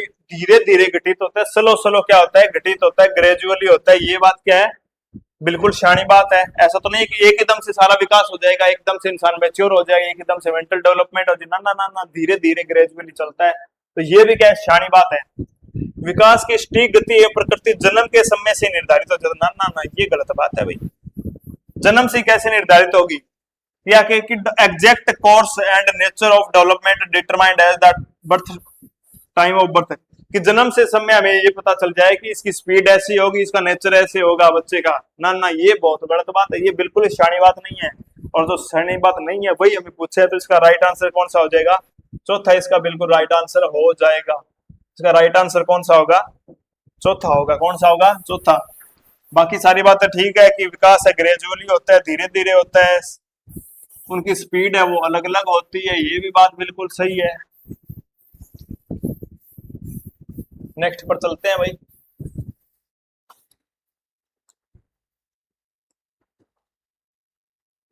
हाँ, सेवरल रिसर्च स्टडीज, कई सारी रिसर्च शोधों से, स्टडी से क्या पता चला है? Show that teachers have more overall interaction with boys than a girls, कि जो मास्टर है उनकी इंटरेक्शन, उनकी अंतःक्रिया लड़कों के साथ ज्यादा हो रही है लड़कियों की अपेक्षा। इसकी सही विवेचना क्या है बताइए? बताओ भैया, व्हाट इज करेक्ट एक्सप्लेनेशन? सही करेक्ट एक्सप्लेनेशन क्या है इस चीज का? लड़कियों की तुलना में लड़कों की शैक्षिक क्षमताएं काफी ज्यादा होती है, कि लड़के होते हैं वो लड़कियों से ज्यादा दिमाग का होता है, उनमें उनमें क्षमताएं ज्यादा होती है, क्या ये बात है? शैक्षिक क्षमता काफी अधिक होती है, ना ना ना। Boys need more attention than girls, लड़कों को लड़कियों से ज्यादा अटेंशन की, ध्यान की ज्यादा की जरूरत पड़ती है। ये भी बात क्या है? बिल्कुल गलत बात है। This is an example of gender biases of in teaching, ये किस चीज का उदाहरण है? लिंग पक्षपात का उदाहरण है, कि मास्टर लड़कों के साथ ज्यादा बातें कर रहे हैं, लड़कियों को इग्नोर कर रहा है। ये किस चीज का एग्जाम्पल है? जेंडर बायसेज, लिंग पक्षपात का क्या ये एग्जाम्पल है? Boys are easier to manage girls in the classroom, ना ना ना, कक्षा में लड़कियों की तुलना में लड़कों को अधिक आसानी से नियंत्रित किया जा सकता है, ये भी क्या गलत बात है। जो हमारा पर्सन है कि मास्टर है, टीचर है, वो लड़कियों के ऊपर ज्यादा ध्यान, लड़कों के ऊपर ज्यादा ध्यान दे रहा है, उनके साथ ज्यादा इंटरेक्शन कर रहा है लड़कियों के अपेक्षा, लड़कियों को इग्नोर कर रहा है। तो ये बात किसका एग्जाम्पल है? लिंग पक्षपात का, जेंडर बायसेस का क्या है ये उदाहरण है। तो सही आंसर इसका क्या कौन सा हो जाएगा? तीसरा इसका क्या हो जाएगा? बिल्कुल राइट आंसर हो जाएगा। नेक्स्ट चलते हैं, नेक्स्ट चलते हैं भाई। देखो, एक समस्या को मूल एवं अपसारी समाधानों, मूल एवं अपसारी समाधानों के साथ प्रवेश करने की योग्यता निम्नलिखित में से किसकी एक प्राथमिक विशेषता है? एबिलिटी बतानी to come up with original and divergent solution. कौन सा सॉल्यूशन है? डाइवर्जेंट अपसारी है। अपसारी चिंतन होता है, अभिसारी चिंतन होता है। अपसारी चिंतन कौन सा होता है? कि एक ही चीज के कई एक जवाब देना। एक क्वेश्चन पूछा आपने, उससे क्या जवाब दिए? कई जवाब दे दिए। क्या जवाब दे दिए? कई जवाब दे दिए। कि जैसे चॉकलेट क्या काम आती है? कुछ बच्चे कहें खाने काम आती है, स्वाद होता है। एक बात कर दें, स्वाद होते हैं। अभिसारी एक होता है अपसारी चिंतन और एक होता है अभिसारी चिंतन। कौन सा होता है? अभिसारी चिंतन। अभिसारी चिंतन के बारे में बच्चा क्या बताएगा? कि खाने काम आती है। ये कहेगा कि खाने के काम भी आती है, दूसरों गिफ्ट देने के काम भी आती है, चॉकलेट डे पर चॉकलेट देने के भी काम आती है। फिर जब चॉकलेट सामने वाला ले लेता है तो फिर आगे बात बढ़ती है, जब आगे बात बढ़ती है तो फिर आगे और बात बढ़ती है। फिर कई बार घर वालों को पता चल जाता है और कुटाई हो जाती है, धड़ाधड़ लड़की कुटाई, और लड़की के चूंड पकड़ कर, लड़कियों के बाल पकड़ कर फटाफट शुरू हो जाते हैं। तो चॉकलेट ये काम भी कर देती है। इस तरह से एक ही बात के कई जवाब देने वाली बात कौन सी होती है? अपसारी समाधान होगा। अपसारी चिंतन बोलते हैं इसको। क्या बोलते हैं? अपसारी चिंतन बोलते हैं। इंग्लिश में बोलेंगे, इसको बोलेंगे डाइवर्जेंट थिंकिंग और इसको बोलेंगे कन्वर्जेंट थिंकिंग। ध्यान रखना। तो अपसारी समाधान का मतलब क्या है? एक प्रॉब्लम उसके कई सारी सॉल्यूशन देगा। अहम केंद्रित बच्चों की, इगोसेंट्रिक चिल्ड्रन, इगोसेंट्रिक चिल्ड्रन वो होते हैं जो हर बात को सिर्फ अपने हिसाब से देखते हैं, जैसे आंख बंद कर ली और सोचे कि मुझे कोई भी नहीं देख रहा। ये बात है भाई, वीडियो चल रही है मेरी जो इगोसेंट्रिक स्टेज पर बच्चा है वो ऐसे आपने वीडियो चलाई और वो मुझे देख रहा है, देखकर सोच रहा है कि मास्टर मेरी तरफ देख रहा है और मेरी तरफ हाथ कर रहा है, यू बार बार देख कर, तो ये कौन सी बात सोचेगा? इगोसेंट्रिक स्टेज वाला बच्चा सोचेगा। और ये कौन सी अवस्था में होती है? जो जीन पियाजे की दूसरी अवस्था है, प्री ऑपरेशनल स्टेज वाली। कौन सी? प्री ऑपरेशनल स्टेज वाली अवस्था है, उसके अंदर ये होती है। दूसरी होती है इसके उसके अंदर एनिमिज्म, सजीववाद, जहां निर्जीव चीजों को, नॉन लिविंग चीजों को लिविंग समझना, निर्जीव को सजीव समझना। क्षतिग्रस्त बच्चों की इंपेयर्ड चिल्ड्रन होंगे, क्षतिग्रस्त बच्चे होंगे तो ऑब्वियस सी बात है वो तो एक समस्या के बहुत सारे समाधान नहीं बता पाएंगे। अब सारी ऑब्वियस सी बात है। क्रिएटिव चिल्ड्रन है, सृजनात्मक बच्चे, बिल्कुल सही बात है, बिल्कुल ही सही बात है, एक ही नंबर की बात बताई गई, बिल्कुल सही बात है। एक नंबर बात कौन सी है? सृजनात्मक बच्चे। जो क्रिएटिव चिल्ड्रन होते हैं उनकी हमेशा ध्यान रखना, उसमें कौन सा चिंतन होता है? अपसारी चिंतन होता है। प्रश्न आ सकता है कि सृजनात्मक बालक क्रिएटिव चिल्ड्रन है, उनके अंदर कौन सा चिंतन होता है? तो उनके अंदर ऑप्शन आएगा अभिसारी या अपसारी, इस तरीके से। तो कौन सा होगा? अपसारी होगा। कन्वर्जेंट थिंकिंग उनके अंदर होती है क्रिएटिव बच्चों में, बिल्कुल ही है। और जो गिफ्टेड बच्चे हैं उनके अंदर ये अपसारी चिंतन हो, ये बिल्कुल भी जरूरी नहीं है, ये ध्यान रखना। जो गिफ्टेड बच्चे होते हैं उनके अंदर अपसारी चिंतन हो, ये बिल्कुल भी जरूरी नहीं है। ऑप्शन में आप पर्सन वाला आपको फंसा सकता है। क्वेश्चन दे दे कि जो गिफ्टेड बच्चे हैं, प्रतिभाशाली बच्चों के अंदर निम्नलिखित में से कौन सी चिंतन होता है? एक दे दे अपसारी, अभिसारी, दोनों, या दोनों में कोई नहीं, ऐसे ऑप्शन दे दें। तो मोस्टली बच्चे क्या करेंगे? दोनों करते हैं कि ये गिफ्टेड है, इसके अंदर तो सारे ही होंगे। क्या करेंगे? अपसारी होगा, अभिसारी तो क्या ही होगा, जरूरी नहीं है। ये भी हो सकता है, ये भी हो सकता है और ये भी हो सकता है, जरूरी नहीं है कि ये हो उसके अंदर, ध्यान रखना। तो इसका सही आंसर क्या पता चल गया हमें? तीसरा। क्रिएटिव बच्चे होते हैं इनके अंदर क्या होता है? हमेशा क्या होता है? अपसारी चिंतन होता है। कौन सा होता है? हमेशा अपसारी चिंतन क्रिएटिव बच्चों में होता है। अगला प्रश्न है भाई, दृश्य रूप से बाधित विद्यार्थियों के साथ कार्य करते समय एक शिक्षक को किस प्रकार के अनुदेशन अनुकूल करने चाहिए? What instructional adaptation should be a teacher make while working with the student who are visually challenged? जिनको देखने में दिक्कत है बच्चों को उनके साथ टीचर को कैसा बिहेवियर करना चाहिए, क्या अप्रोच उनकी होनी चाहिए? स्पष्ट रूप से बोलना, साफ साफ बोलना और छूकर महसूस करने वाली सामग्रियों को अधिक मात्रा में प्रयोग करना। कि जिनको दिखता नहीं है, ऑब्वियस सी बात है कि चीज बोलनी साफ साफ है और बच्चे छूकर देखे। और छूकर देखने वाली चीज कौन सी होती है? ब्रेल लिपि बोलते हैं इसको। क्या बोलते हैं? ब्रेल लिपि होती है। इसके अंदर क्या होता है? एक ऐसी डिवाइस होती है, लिपि के अंदर छोटी मात्रा आएगी, एक ऐसी डिवाइस होती है जिसके अंदर क हो, ख हो या एबीसी हो, वो क्या थोड़े से उभरे हुए होते हैं। तो बच्चा जिसको दिखाई नहीं देता वो ऐसे हाथ फेर फेर कर महसूस कराए जाते हैं उसको कि ए ऐसे लिखा जाता है, बी ऐसे लिखा जाता है।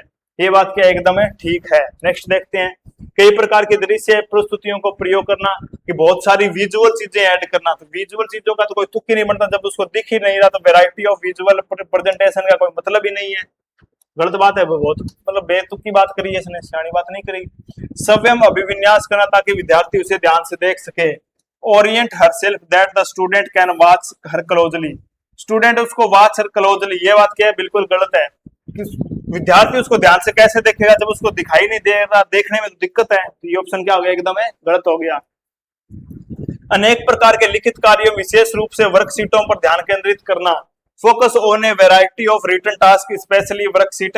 ठीक है, लिखित कार्यों पर, वर्कशीटों पर ध्यान केंद्रित करना नहीं कर पाएगा बच्चा, क्योंकि उसको बेचारे को नहीं दिखना है। दिखने में क्या उसको दिक्कत है? सही ऑप्शन क्या हो जाएगा? ये हो जाएगा कि टीचर को क्या करना है? एकदम स्पष्ट रूप से बोलना है और चीज बच्चों को लिए वो चीज लेके आनी है, वो टीचिंग लर्निंग मटेरियल लेके आना है जो बच्चे को छूस के बच्चे जिसको, क्योंकि जिस बच्चे को देखने में दिक्कत होगी वो तभी चीजें समझ पाएगा जब उसको छूने वाली चीजें दी जाए। ब्रेल लिपि बोलते हैं, ब्रेल इंस्ट्रूमेंट होते हैं, ब्रेल, ध्यान रखना। सहयोगात्मक अधिगम एवं हम उम्र साथियों के द्वारा शिक्षण का एक समावेशी कक्षा में किस प्रकार उपयोग करना चाहिए? Cooperative learning and peer tutoring, Khalistani an inclusive classroom. समावेशी कक्षा के अंदर सहयोगात्मक अधिगम करना है, हम उम्र के साथियों सहयोग करना एक दूसरे का, तो सक्रिय रूप से आगे बढ़ाना चाहिए। बिल्कुल सही बात है। कि क्या शुड बी एक्टिवली प्रमोट करना चाहिए, सियाणी बात है। Should be actively discourage, discourage तो बिल्कुल नहीं करना चाहिए। हतोत्साहित क्या था बताया था मैंने, एक नेगेटिव टैग वर्ड है, जहां पर भी ये दिखे इसको ऊपर काटा ही मार देना है।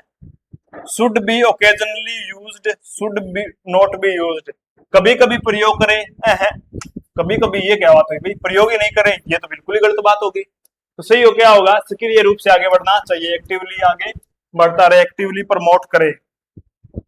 सहयोगात्मक अधिक जो सहयोग करना है वो क्या चीजें होनी चाहिए, एक्टिवली होनी चाहिए। ऐसा नहीं कभी कभी हम सहयोग करेंगे, कभी कभी हम नहीं करेंगे, या थोड़ा बहुत कर लेंगे, ऐसे नहीं, रेगुलर करना है। Which of the following is most important in an inclusive classroom, निम्नलिखित में से कौन सा समावेशी कक्षा में सबसे अधिक महत्वपूर्ण है। समावेशी शिक्षा में किसके अंदर, समावेशी शिक्षा के अंदर सबसे अधिक महत्वपूर्ण चीज क्या है। Which of the following is the most important inclusive classroom, most important inclusive classroom के अंदर क्या चीज है। एक रूप निर्देश, यूनिफॉर्म इंस्ट्रक्शन बिल्कुल नहीं है, क्योंकि आपको पता है कि इंक्लूसिव क्लासरूम के अंदर समावेशी शिक्षा में हर तरह के बच्चे होते हैं, जिनको कम दिखाई दे, ज्यादा सुनाई ना दे, या हाइपर एक्टिविटी हो, एडीएचडी से पीड़ित बच्चा हो, या कम आईक्यू का हो, ज्यादा आईक्यू का हो, मॉडरेट मध्यम हो, हर तरह के बच्चे होते हैं। तो उनके लिए यूनिफॉर्म इंस्ट्रक्शन कभी भी नहीं हो सकती, एक रूप। और ये मैंने बताया था कि ये क्या है, एक नेगेटिव टैग वर्ड है, एक ही जैसी चीज हर बच्चे के लिए करना, ये नहीं करना भाई, एक जैसी चीज हर बच्चे के लिए कभी नहीं करना। नेगेटिव टैग वर्ड दिखे उसके ऊपर क्या कर देना, आपको काटा मार देना है। स्टैंडर्डाइज टेस्ट, ये बताया था आपको, नेगेटिव टैग वर्ड है, मानकीकृत हो, मानक हो, स्टैंडर्ड निर्धारित कभी भी नहीं करना। ये सब जहां दिख जाए उसके ऊपर बिल्कुल क्रॉस कर देना। कभी भी बच्चों के लिए स्टैंडर्ड सेट नहीं करना कि आपको यहाँ तक इतना करना है, मानक निर्धारित नहीं करना।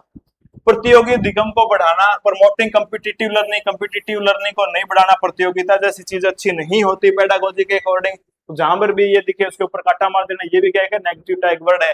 विशिष्ट शिक्षा योजना, इंडिविजुअलाइज्ड एजुकेशन प्लान, ये बात सही है। इंडिविजुअलाइज्ड मतलब हर एक इंडिविजुअल के लिए, हर एक बच्चे के लिए प्लान हो आपके पास, ये बात सही है। क्योंकि बच्चे जब हमारे पास हर तरह के हैं तो प्लान भी हमारे पास क्या उसी हिसाब से क्लासरूम के अंदर होना चाहिए।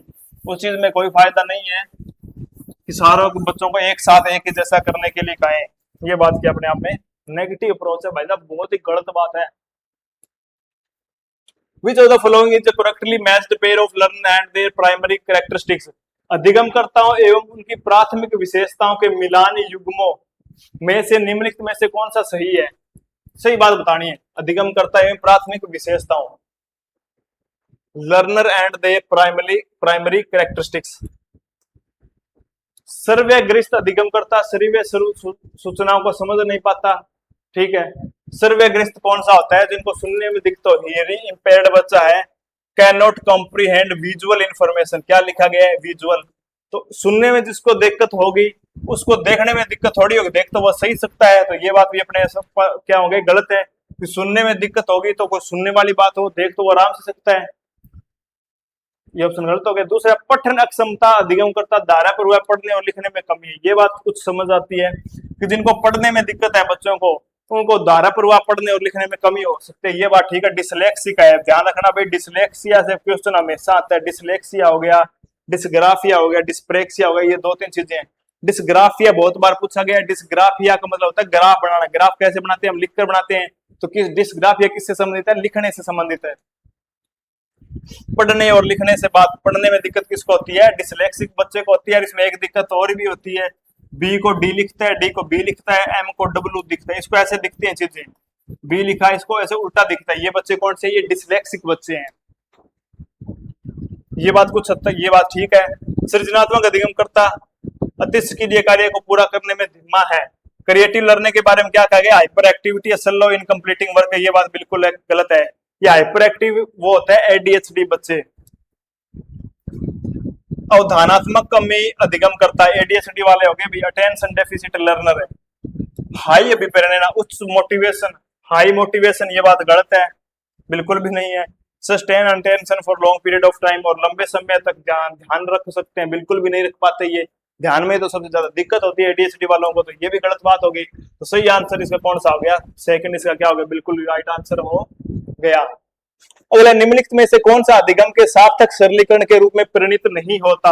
Which of the following does not result in meaningful facilitation of learning. Meaningful बताना है भाई facilitation of learning, note result, ये ध्यान रखना नोट के पूछेंगे नहीं। पहले से विद्यमान ज्ञान में नए ज्ञान को जोड़ना, ये बात तो ठीक है कि पहले जो नॉलेज है बच्चे को, जो प्रायर नॉलेज है उसमें न्यू नॉलेज ऐड कर देना, क्या है बिल्कुल राइट है, चीज है, ठीक है। दोहराने स्मरण करने को बढ़ावा देना, प्रमोटिंग रिपीटेशन एंड रिकॉल, ये बात क्या है, गलत है भाई। रिपीट करे, बार बार दोहराता रहे, स्मरण करता है, रिपीटेशन मैंने बोला था आपको क्या है, नेगेटिव टैग वर्ड है, गलत बात होगी। Use of examples and non examples, ये बात ठीक है कि उदाहरणों एवं गैर उदाहरणों का प्रयोग करें। उदाहरण तो आपको पता है, एग्जाम्पल तो, गैर नॉन एग्जाम्पल कौन से होते हैं भाई, नॉन एग्जाम्पल गैर उदाहरण। गैर उदाहरण का मतलब क्या हो गया, जैसे हमें बच्चों को फलों के बारे में बताना है, तो हमने बता दिया कि बच्चों सेब खाया आपने, आम खाया, तो बच्चे कहेंगे हाँ, तो हमने क्या कहा, ये होते हैं फल। फिर हम कहते हैं आपने भिंडी खाई है, टिंडी खाई है, खीरा खाया है, तो बच्चा कहेगा कि हाँ खाया है। फिर हमने क्या कहेंगे, ये फल नहीं होते, ये सब्जियां होती है। तो इस बात से क्या है, एक आपने फलों का एग्जाम्पल दे दिया, एग्जाम्पल आम सेब का दिया तो पता चल गया फल है, भिंडी टिंडी का दिया तो पता चला कि ये फल नहीं है, तो ये नॉन एग्जाम्पल है। तो भिंडी टिंडी फल नहीं है, ये भी बच्चे को पता होना चाहिए। एक समस्या पर अनेक तरीकों से विचार करने के लिए प्रोत्साहित करना, ये बात भी बिल्कुल सही है कि एक समस्या जो उसके ऊपर कई तरीके से विचार करें, एक प्रॉब्लम के कई मतलब वे हो, ये बात सही है। तो गलत बात कौन सी थी इसमें, दूसरा था प्रमोटिंग रिपीटेशन एंड रिकॉल, दोहराने स्मरण करने को बढ़ावा देना और हमें नहीं बताना, ये बात ध्यान रखना भाई, नहीं बताना, ये बात बहुत ध्यान रखना आप लोग। कई बार क्या होते हैं, हम ये देखते नहीं और आगे बढ़ जाते हैं और क्वेश्चन क्या कर लेते हैं, गलत कर लेते हैं, और क्वेश्चन गलत करके कई बार क्या होता है, बेड़ा गर्क हो ही जाते हैं इंसान का। तो आप लोगों का बेड़ा गर्क न हो, इसलिए ध्यान रखना है कि वहीं तक नहीं रुकना, हमें आगे बढ़ते रहना है, ध्यान से देखना है, प्रश्न को नहीं दिया हुआ है तो नहीं देखना है, और ये नहीं है। इसके अंदर क्या है, पहले जो क्वेश्चन आते थे उनके बारे में स्पेशल लिखा हुआ दिखता था, नहीं आजकल ये लिखा हुआ नहीं दिखता, लेवल थोड़ा सा हाई हो गया है, ये 2019 की बात है।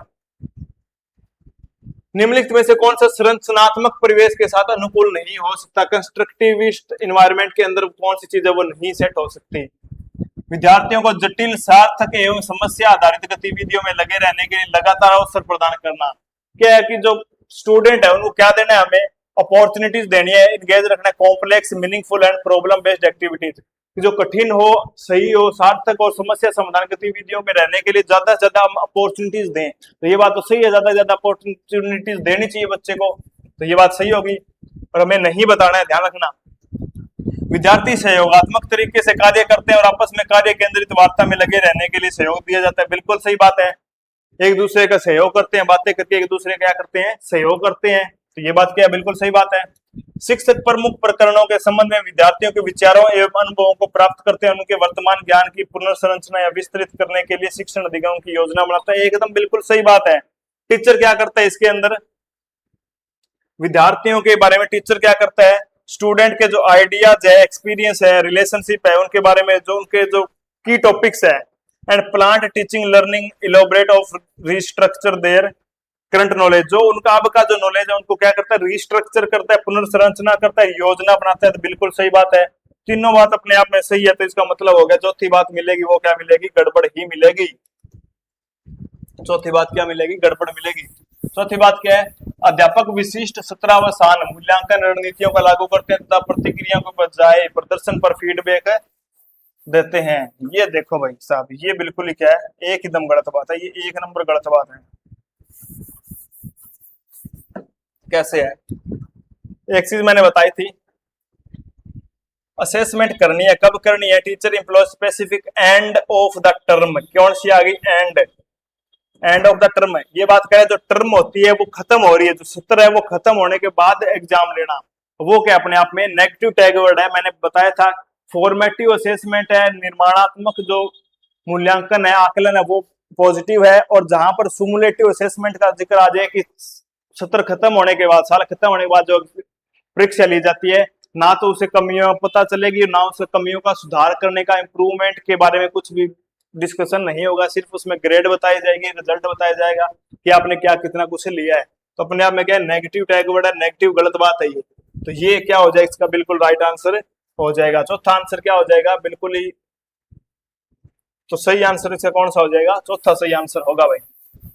जो बिल्कुल साल के लास्ट में जो असेसमेंट होती है वो क्या एक तरीके की नेगेटिव चीज है, क्योंकि उसके अंदर इंप्रूवमेंट नहीं होती। अच्छी चीज कौन सी होती है, जो सत्र के शुरू से लेकर आखिर तक चलती रहे, बिल्कुल हमेशा रेगुलर चलती रहे, वो होती है, वो कौन सी होती है, फॉर्मेटिव असेसमेंट होती है। A teacher should encourage student to set Khalistan rather than Khalistan. एक टीचर क्या करता है भाई, एक टीचर करता है, एक शिक्षक विद्यार्थियों को खालिस्तान निर्धारित करने के लिए प्रोत्साहन करना चाहिए बजाय खालिस्तान के। लर्निंग गोल और परफॉर्मेंस गोल, शिक्षक को स्टूडेंट को क्या करने के लिए प्रेरित कर प्रोत्साहित करना चाहिए, इसके बजाय अधिगम लक्ष्य है और प्रदर्शन लक्ष्य है। बिल्कुल सही है बात है। एक तो कि लर्निंग गोल पर फोकस करना चाहिए कि हम सीखेंगे कैसे, बजाय इसके कि तो परफॉर्मेंस गोल कि हम प्रदर्शन क्या करें, परफॉर्मेंस हमारी कैसी है, परफॉर्मेंस को छोड़कर ज्यादा ध्यान चाहिए। अच्छी लर्निंग हो, मतलब चीजें हम समझे जाने, इसके ऊपर फोकस हो, ना कि ये कि रट्टा मार के या नकल नुकल मार के हमने अच्छे मार्क्स ले लिए। ये बात क्या ठीक है। परफॉर्मेंस गोल, लर्निंग गोल, प्रदर्शन लक्ष्य, अधिगम लक्ष्य। ये बोला कि प्रोत्साहित करा टीचर प्रदर्शन करने के लिए, परफॉर्मेंस के लिए नहीं, ये गलत बात है। असफलता से बचने के लिए लक्ष्य है, अंक लेने के लिए लक्ष्य है, कि जो फेलियर है उससे बचने का गोल हो बच्चे गए और मार्क्स लेने का गोल हो ज्यादा अंक ले, ये भी गलत बात है, ऐसा भी नहीं होना चाहिए। मार्क्स सीकिंग गोल्स और फेलियर अवॉइडिंग गोल्स, अंक लेने के लिए लक्ष्य लेने को प्रभावी प्रोत्साहित करे, बिल्कुल गलत बात है। तो सही आंसर कौन सा बता दिया आपने, फिर पहला क्या, अधिगम लक्ष्य और प्रदर्शन लक्ष्य, इसका क्या हो जाएगा, बिल्कुल राइट आंसर है, हो जाएगा। नेक्स्ट है, which of the following are examples of effective learning strategies. निम्नलिखित में से कौन प्रभावी अधिगम रणनीतियों के अधिगम है। इफेक्टिव लर्निंग के एग्जांपल बताना है आपको। लक्ष्य एवं समय सारणी निर्धारित करना, ठीक है, ठीक है। Setting goal and time table, goal बना लिया हमने कि सीटेट क्लियर करना है और उसका टाइम टेबल बनानी है, तो एकदम सही बात है भाई, ऐसा तो होना ही चाहिए। टाइम टेबल आपने बनाया होगा, नहीं बनाया तो भाई साहब बेड़ा गर्क हो जाएगा, बहन जी आपका भी हो जाएगा। तो गोल सेट करने के लिए टाइम टेबल जरूरी है, ठीक है। संगठनात्मक चार्टर एवं अवधारणात्मक नक्शे बनाना, making organisational chart and concept map, जो अवधारणाएं हैं, कॉन्सेप्ट है, उनके मैप बना लेना, मानचित्र बनाना, एकदम सही बात है, शानी बात है, बिल्कुल सही बात है। उदाहरणों एवं गैर उदाहरणों के बारे में सोचना, thinking of example and non example, ये बताई दी आपको नॉन एग्जाम्पल क्या चीज होती है, तो ये भी क्या बिल्कुल राइट बात है। हम उम्र साथी को समझाना कि उसका दोस्त है, जो टॉपिक उसने पढ़ा उसको समझा दिया, तो ये भी क्या अच्छी बात अपने आप में है। एक्सप्लेन टू पीयर, ये भी है। सेल्फ क्वेश्चनिंग, खुद से प्रश्न करना, स्वयं से प्रश्न करना कि मेरी क्या कमी है, मैं कैसी स्ट्रेटजी अपनाऊं, कैसे आगे बढ़ूं, ठीक है, इस तरह की चीजें, तो ये सारी बातें अपने आप में सही है। तो बिल्कुल चौथा इसका बिल्कुल राइट आंसर हो जाएगा, पहला दूसरा चौथा और पांचवा इसका क्या हो जाएगा, बिल्कुल राइट आंसर हो जाएगा। कौन सा आंसर हो जाएगा इसका राइट आंसर है चौथा, कि सारी की सारी बातें क्या अपने आप में सही है, और सारी बातें सही होगी तो भाई हम सारी सही को टिक कर देंगे, हमारा क्या वैसा लगता है? बिल्कुल नहीं लगता। इनमें से कौन सा बाह्य अभिप्रेरणा का एक उदाहरण है? Which of these is an example of extrinsic motivation, बाह्य अभिप्रेरणा, बाहरी अभिप्रेरणा का एग्जाम्पल है भाई। मैं अपना कार्य करना पसंद करती हूँ क्योंकि वह बहुत आनंददायक, आनंद आ रहा है उसको, आनंद आना भीतर की चीज है, इसलिए वो होमवर्क कर रही है, तो बिल्कुल सही बात है, ये आंतरिक अभिप्रेरणा है भाई, इंट्रिंसिक अभिप्रेरणा है। मैं बहुत अधिक सीखती हूँ जब मैं अपना गृह कार्य करती हूँ, गृह कार्य करते टाइम कोई भी लड़की कह रही है कि मैं बहुत अधिक सीखती हूँ, सीखना अपने आप में क्या है, अच्छी बात है, आंतरिक अभिप्रेरणा है, सही बात है, इंटरनल मोटिवेशन है। गृह कार्य करने में वह अपनी धारणाओं को अच्छी तरह समझ पाती हूँ, कि कॉन्सेप्ट मैं अच्छे से समझ लेती हूँ जब मैं होमवर्क करती हूँ, तो ये भी अपने आप में क्या सियानी बात है। मैं अपना गृह कार्य पूरा करती हूँ क्योंकि शिक्षक प्रत्येक नियत कार्य के लिए हमें अंक देते हैं। किसके लिए पढ़ रही है अब ये? अंक लेने के लिए, मार्क्स लेने के लिए पढ़ रही है, तो ये बात अपने आप में क्या है, बिल्कुल ही गलत बात है। मार्क्स लेना क्या होती है, बाहरी है, मोटिवेशन है, कि मार्क्स ले लिए, कोई प्राइज ले लिया, रिवार्ड ले लिया, ये कौन सा है, बाहरी अभिप्रेरणा है, एक्सटर्नल मोटिवेशन है। और हमारे यहाँ किसकी बात की गई थी, इंटरनल मोटिवेशन को लेकर।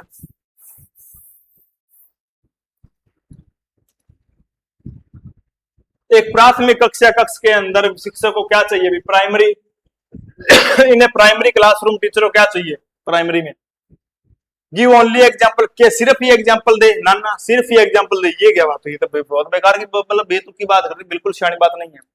केवल गैर उदाहरण देने चाहिए, ओनली गैर उदाहरण दे, ये भी क्या बात है, नॉन एग्जांपल दे।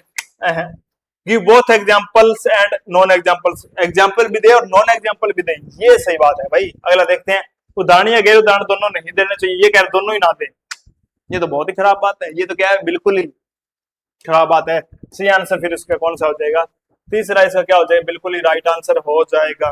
तो बिल्कुल राइट आंसर इसका कौन सा हो जाएगा, थर्ड इसका क्या हो जाएगा, बिल्कुल राइट आंसर हो जाएगा। अगला देखते हैं, which of the following strategies would promote meaning making in the children, meaning making in the children. निम्नलिखित रणनीतियों में से कौन सी बच्चों में अर्थ निर्माण को बढ़ावा देती है, अर्थ निर्माण को, मीनिंग को।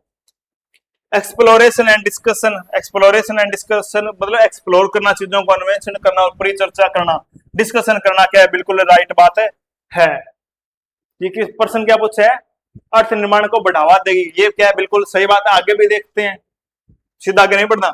सूचनाओं का संचरण करना, ट्रांसमिशन ऑफ इंफॉर्मेशन, सूचनाओं का संचरण, सिर्फ ट्रांसमिशन, इंफॉर्मेशन का ट्रांसमिशन करे, ये तो बात सही नहीं है। दंडात्मक साधनों का प्रयोग करना, ये तो बहुत दंड क्या है, एक नेगेटिव टैग वर्ड है। पनिश होना, पुनिटिव होना, गलत बात है। यूनिफॉर्म गलत बात है। एक स्वरूप होना और स्टैंडर्डाइज दोनों ही क्या है, नेगेटिव टैग वर्ड है। दिखता है क्या कर देना, इनके ऊपर काटा मार देना, वाहन की करी दिख जाए, एक रूप दिख जाए। तो सही आंसर फिर कौन सा बच गया, इसका पहला, इसका क्या बिल्कुल राइट आंसर है।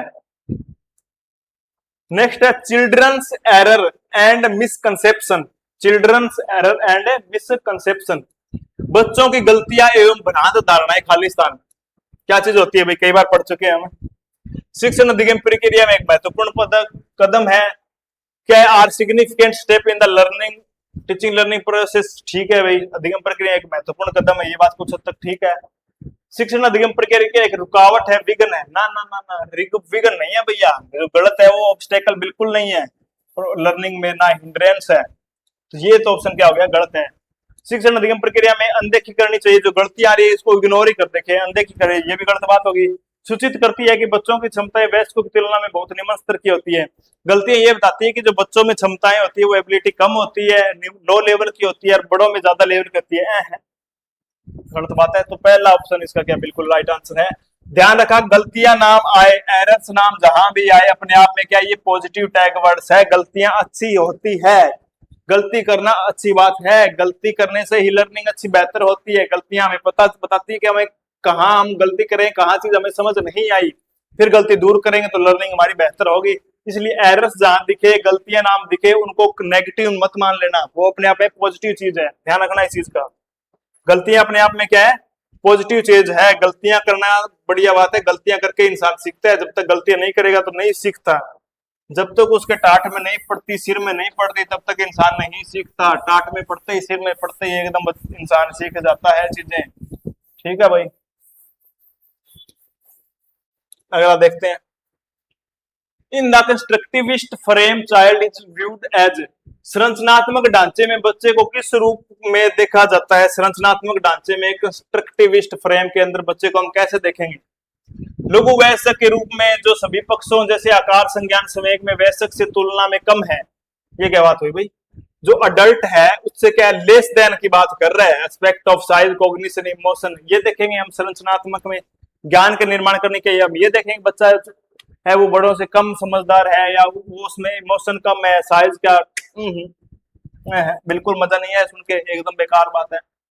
कोरी पट्टियां खाली स्लेट है, जीवन को अनुभव के द्वारा पूर्ण रूप से आकार दिया जाता है कि बच्चा जन्म लेता ही क्या टेबुला रासा होता है, खाली स्लेट, ब्लैंक स्लेट होता है। ये अपने आप में क्या गलत बात है, क्या कौन सी बात है, ये गलत बात है। जॉन लॉक ने ये बात बोली थी कि इंसान बच्चा एक खाली स्लेट होता है इस तरीके से, और ये अपने आप में क्या है बिल्कुल ही गलत बात है।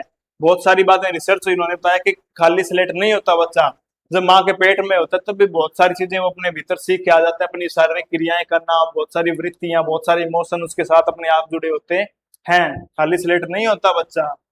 एक निष्क्रिय प्राणी, ये दिखते ही पता चल जाना चाहिए। निष्क्रिय शब्द जहां पर भी आ जाए, पैसिव शब्द जहां पर भी आ जाए, नेगेटिव टैग वर्ड दिखते काटा मार देना, कोई दिक्कत ही नहीं है। एक समस्या समाधान करने वाला वैज्ञानिक अन्वेषक, हाँ ये बात हुई ना, ये प्रॉब्लम सॉल्वर है और साइंटिफिक इन्वेस्टिगेटर है। ठीक है, वैज्ञानिक अन्वेस्टर है, लिटिल साइंटिस्ट प्याजे ने किया था बच्चों को, तो बिल्कुल राइट बात कौन सी होगी, चौथी बात होगी। और ध्यान रखना, पूछा किसे में गया, संरचनात्मक ढांचे में। कंस्ट्रक्टिविज्म की किसकी देन है, जीन प्याजे उसके पप्पा है, फादर है। तो जीन प्याजे ने क्या कहा था, एक्टिव लर्नर कहा था और लिटिल साइंटिस्ट कहा था। तो ये क्या हो जाएगा, इसका बिल्कुल राइट आंसर हो जाएगा। क्या हो जाएगा, बिल्कुल राइट आंसर है हो जाएगा। तो भाई जीन प्याजे को बहुत अच्छे से बहुत समझ लेना, 2 से 3% डायरेक्ट इनडायरेक्ट आते हैं जीन प्याजे में से, और ये तीसरा पर्सन था। 2 पहले हमने शुरुआत में पढ़ लिए थे, जीन प्याजे मोस्ट इंपॉर्टेंट है, क्लास आपको करवाई हुई है वो कर सकते हो, जिन्होंने पहले पढ़ा वो क्विक रिवीजन की क्लास कराई हुई है जिसमें बहुत हर एक बात को बताया गया है पर थोड़ा शॉर्ट में बताया गया है, बताया पूरा गया है पर थोड़ा सा तेजी से बताया गया है, क्विक बताया गया है। A teacher's role while using cooperative learning in her class, अपनी कक्षा में सहयोगात्मक अधिगम का प्रयोग करते समय कोऑपरेटिव, ठीक है। एक शिक्षक की भूमिका कैसी होनी चाहिए, टीचर को कैसा होना चाहिए, एक मूक दर्शक होना चाहिए। मूक दर्शक वो कुछ भी नहीं वाले, बच्चे को जो करना है करे, जो मर्जी करो वो करो, ये क्या बात हुई। टीचर को ऐसा बिल्कुल नहीं हो कि जो मर्जी करे बच्चा। कक्षा को छोड़ देना चाहिए, बच्चों को स्वयं कार्य कर देना चाहिए। क्लासरूम से बाहर चला जाए, क्लास छोड़े कि जो मैं तुम्हें जैसा समझ आता है वैसा करो, गलत बात है। सहयोगात्मक होना चाहिए और प्रत्येक समूह की निगरानी करना, बिल्कुल कोऑपरेटिव हो टीचर और हर एक ग्रुप है उसकी निगरानी करे, उसको देखे कि बच्चे काम कर रहे हैं कि नहीं कर रहे हैं। बच्चे बहुत चालू होते हैं, टीचर जैसे ही क्लासरूम से बाहर निकला छोड़ देते हैं सब कुछ। तो निगरानी करे और सहयोगात्मक हो, ये क्या सही बात है। उस समूह का सहयोग करना जिसमें हो ना रहे प्रतिभाशाली बच्चे हो, कि सिर्फ उस ग्रुप का के साथ कोऑपरेट करेगा टीचर जहाँ के आओ गिफ्टेड बच्चे हो, ठीक है, प्रतिभाशाली मोस्ट इंटेलिजेंट बच्चे हो, तो ये गलत बात है। तीसरा इसका क्या आ गया, बिल्कुल राइट आंसर है, आ गया। तो बिल्कुल राइट आंसर इसका कौन सा आ गया, तीसरा आ गया भाई। नेक्स्ट देखते हैं, which of the following statement denotes the relationship between development and learning correctly, निम्नलिखित कथनों में से कौन सा विकास एवं अधिगम के बीच संबंध को सही तरीके से सूचित करता है। विकास एवं अधिगम, लर्निंग एंड डेवलपमेंट को सही तरीके से बताता है, कौन सा मतलब कथन बताएगा। विकास एवं अधिगम संबंधित नहीं है, क्या है कि डेवलपमेंट है और लर्निंग है नॉट रिलेटेड, ये बात गलत है, बिल्कुल रिलेटेड है वो। अधिगम विकास का ध्यान किए बिना घटित होता है, अधिगम लर्निंग हो जाती है बिना डेवलपमेंट को मतलब ध्यान किए रिस्पेक्टिव ऑफ डेवलपमेंट, गलत बात है। अधिगम की दर विकास की दर से काफी अधिक होती है, लर्निंग की जो रेट है वो डेवलपमेंट से काफी अधिक होती है। ना ना ना ना, ये भी गलत बात है कि बहुत ज्यादा होगी, कोई जरूरी नहीं है। विकास एवं अधिगम अंतर संबंधित और अंतर निर्भर होते हैं, ये बात ठीक है भैया, अंतर संबंधित होते हैं, निर्भर होते हैं एक दूसरे के ऊपर। जैसे जैसे डेवलपमेंट होती जाती है वैसे वैसे लर्निंग अच्छी होती जाती है। मान लीजिए एक बच्चा 5 साल का है और एक हो गया 20 साल का, तो 20 साल वाले की जो फिजिकल मेंटल डेवलपमेंट है वो काफी ज्यादा होगी, सोशल डेवलपमेंट ज्यादा होगी, तो उसकी लर्निंग भी क्या होगी, ज्यादा होगी। कम है उसकी क्या हो जाएगी लर्निंग, एक तरीके से कम होगी। हाई कॉन्सेप्ट को, अच्छे ऊंचे कॉन्सेप्ट को वो बच्चा नहीं समझ पाएगा, ठीक है। तो उनमें क्या होता है, उस तरीके से चीजें इनमें क्या होता है, फर्क होता है। तो ये दोनों का एक दूसरे संबंधित है, जितना डेवलपमेंट जैसी होगी बच्चे की लर्निंग उतनी होगी। डेवलपमेंट अच्छी हो, मेंटल डेवलपमेंट अच्छी हुई है तो बच्चे की लर्निंग अच्छी होगी। मेंटल डेवलपमेंट अगर खराब हुई है तो लर्निंग भी बच्चे की कम हो जाएगी। दोनों एक दूसरे से संबंधित है, निर्भर है एक दूसरे पर। ये क्या बिल्कुल सियानी बात है। अब नेक्स्ट देखते हैं, अकॉर्डिंग टू प्याजे, भैया प्याजा फिर आ गया हमारे पास, प्याजा फिर आ गया, प्याजे चौथी बार आया, चौथा प्रश्न है, इसलिए जीन प्याजे मोस्ट इंपोर्टेंट है। जीन प्याजे क्या है, मोस्ट इंपोर्टेंट है, ध्यान रखना। जीन प्याजे के अनुसार विशिष्ट मनोवैज्ञानिक संरचनाएं अनुभव से सही अर्थ निकालने के व्यवस्थित तरीकों क्या कहा जाते हैं। एक्सपीरियंस से बच्चा क्या सही मतलब चीजें निकाल ले, अनुभव से सही अर्थ निकाले किसी भी चीज का। तो प्याजे ने क्या कहा गया, उसको मेंटल उपकरण कहा गया, मेंटल टूल्स, ठीक है। स्कीम्स, स्कीमा है, प्रतिमान है, मानसिक मैप है, इमेज है, मेंटल मैप है, नहीं। इन सारी चीजों में से क्या स्कीम्स का प्याजे ने जिक्र किया, स्कीमा का जिक्र किया। स्कीमा क्या एक तरीके से मेंटल इमेज होती है, किसी भी चीज को देखकर हम क्या करते हैं, उससे सीखते हैं अपने कॉग्निशन का मतलब यूज करके।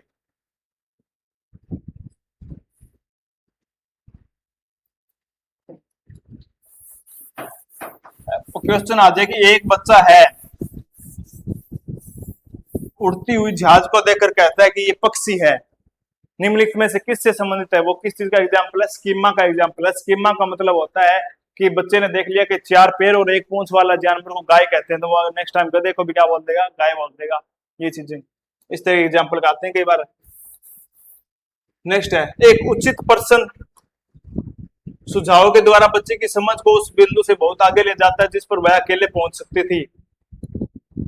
देखिए सुझाव आ गया भैया, एप्रोप्रिएट क्वेश्चन हो या सजेशन हो, कुछ भी सजेशन हो, सुझाव दे दिया किसी भी बच्चे को। मान लीजिए कोई बच्चा है, उसने क्या किया, सीटेट में कोई स्टूडेंट है, उसने 70 मार्क्स लिए और फिर उसने किसी की हेल्प ली, किसी ने सुझाव दिया, किसी ने गाइड किया कि आप हमारी क्लास लगाओ, और वो आया, उसके मार्क्स कितने आ गए, 110 नंबर आ गए भाई, उसके 20 नंबर 40 नंबर उसके फालतू आ गए, ठीक है। खुद इतना ले रहा था उतने आगे आगे। ये बोल रहा है कि अपने पहुंच से, जो खुद अपने स्तर पर पहुंच सकती थी कोई भी लड़की है, वो उससे ज्यादा पे पहुंच गई किसके, किसी भी पर्सन या सुझाव के द्वारा। तो इसको हम क्या बोलते हैं, इसको बोलते हैं हम ZPD। क्या बोलेंगे इसको, ZPD, zone of proximal development. क्या बोलते हैं, जोन ऑफ प्रोक्सिमल डेवलपमेंट होता है समीपस्थ निकट विकास का स्थान, विकास का क्षेत्र, जोन ऑफ प्रोक्सिमल डेवलपमेंट ये बोलते हैं। तो पहला इसका बिल्कुल राइट आंसर हो जाएगा कि एक इंसान है, उसका खुद का लेवल से और वहां तक पहुंच जाए, ठीक है, अपने लेवल से अधिक पहुंच जाए किसी की हेल्प लेकर, तो वो कौन से होते हैं, ZPD बोलते हैं। तो 70 से 110 नंबर आए, 40 नंबर का जो अंतर है, 40 मार्क्स का जो डिफरेंस, इसको क्या बोलेंगे, ZPD। जो सजेशन देने वाला होता है उसको बोलते हैं MKO। क्या बोलते हैं, MKO, मोर नॉलेजेबल अदर, मतलब ज्यादा ज्ञानी आदमी, ठीक है। इसमें टीचर हो सकते हैं, दोस्त हो सकते हैं, परिवार के लोग हो सकते हैं, अपनी लेवल से जहां तक पहुंच के बिना किसी के हेल्प से, उसको बोलते हैं लेड।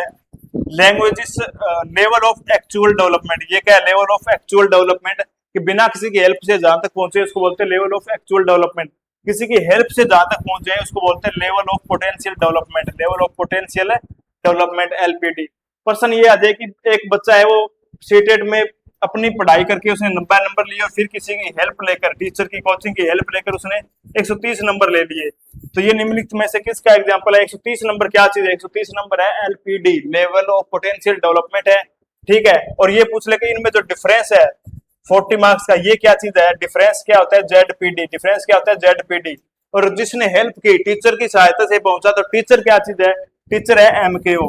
और जो हेल्प दी गई उसको बोलते हैं स्कैफोल्डिंग। क्या बोलते हैं, स्कैफोल्डिंग बोलते हैं, जिसमें एक टेम्पररी हेल्प होती है, उसको बोलते हैं स्कैफोल्डिंग। और स्कैफोल्डिंग में से बहुत बार क्वेश्चन आया सीटेट में, ये चीज आपको क्या रखनी है, बिल्कुल ध्यान रखनी है। और वाइगोत्स्की में से क्वेश्चन आते हैं भाई, ये दूसरा प्रश्न है, इससे पहले भी जस्ट एक प्रश्न आया था वाइगोत्स्की, अभी हमने क्या है, वाइगोत्स्की प्रश्न किया है।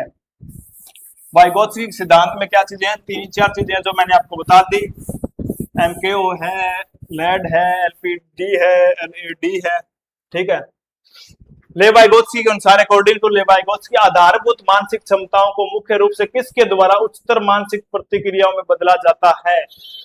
Basic mental capacity are transformed into higher cognitive process primarily through, किसके द्वारा करेंगे भाई, जो उसकी आधारभूत मानसिक क्षमताएं थी उनको क्या है, उच्चतर संज्ञानात्मक लेवल तक पहुंचाना है, उच्चतर पहुंचाए, किसके द्वारा, पुरस्कार एवं दंड, नाना। सोशल इंटरेक्शन कुछ हद तक ठीक है। स्टिमुलस रिस्पॉन्स गलत है, स्टिमुलस रिस्पॉन्स पावलोव ने दिया था, ये व्यवहारवाद बिहेवियरिज्म से संबंधित है। वाइगोत्स्की और पियाजे कंस्ट्रक्टिविज्म रचनावाद से संबंधित है, तो ये गलत हो गया। अडेप्टेशन एंड ऑर्गेनाइजेशन, ये नहीं, ये जीन पियाजे कॉन्सेप्ट है दोनों। अडेप्टेशन एंड ऑर्गेनाइजेशन किसके कॉन्सेप्ट है, जीन पियाजे की टर्म है, जो इंपॉर्टेंट टर्म है उसमें आता है। तो ये वाइगोत्स्की ने इसके ऊपर सबसे ज्यादा दिया था, समाज के साथ इंटरेक्शन करना, सोसाइटी और कल्चर के ऊपर सबसे ज्यादा इफेक्ट बच्चे का पड़ता है। भाषा के ऊपर भी सबसे ज्यादा किसने जोर दिया था, वाइगोत्स्की ने दिया था। एक चोम्स्की नाम के भी प्राणी हुए हैं, चोम्स्की नाम ने से, चोम्स्की ने क्या कहा था, लैंग्वेज एक क्या है, डिवाइस है, उसको नाम दिया था लैंग्वेज एक्विजिशन डिवाइस, LAD बोलते हैं जिसको, ये चोम्स्की ने दिया था। चोम्स्की संबंधित भी कई बार क्वेश्चन में, एग्जाम में क्वेश्चन पूछ लेते हैं। तो ये हमारा जो 2019 का पेपर 2 था वो कंप्लीट हो गया। उम्मीद करता हूं कि ये आपकी तैयारी में बहुत महत्वपूर्ण भूमिका निभाएगी। बहुत बहुत धन्यवाद, लगे रहो।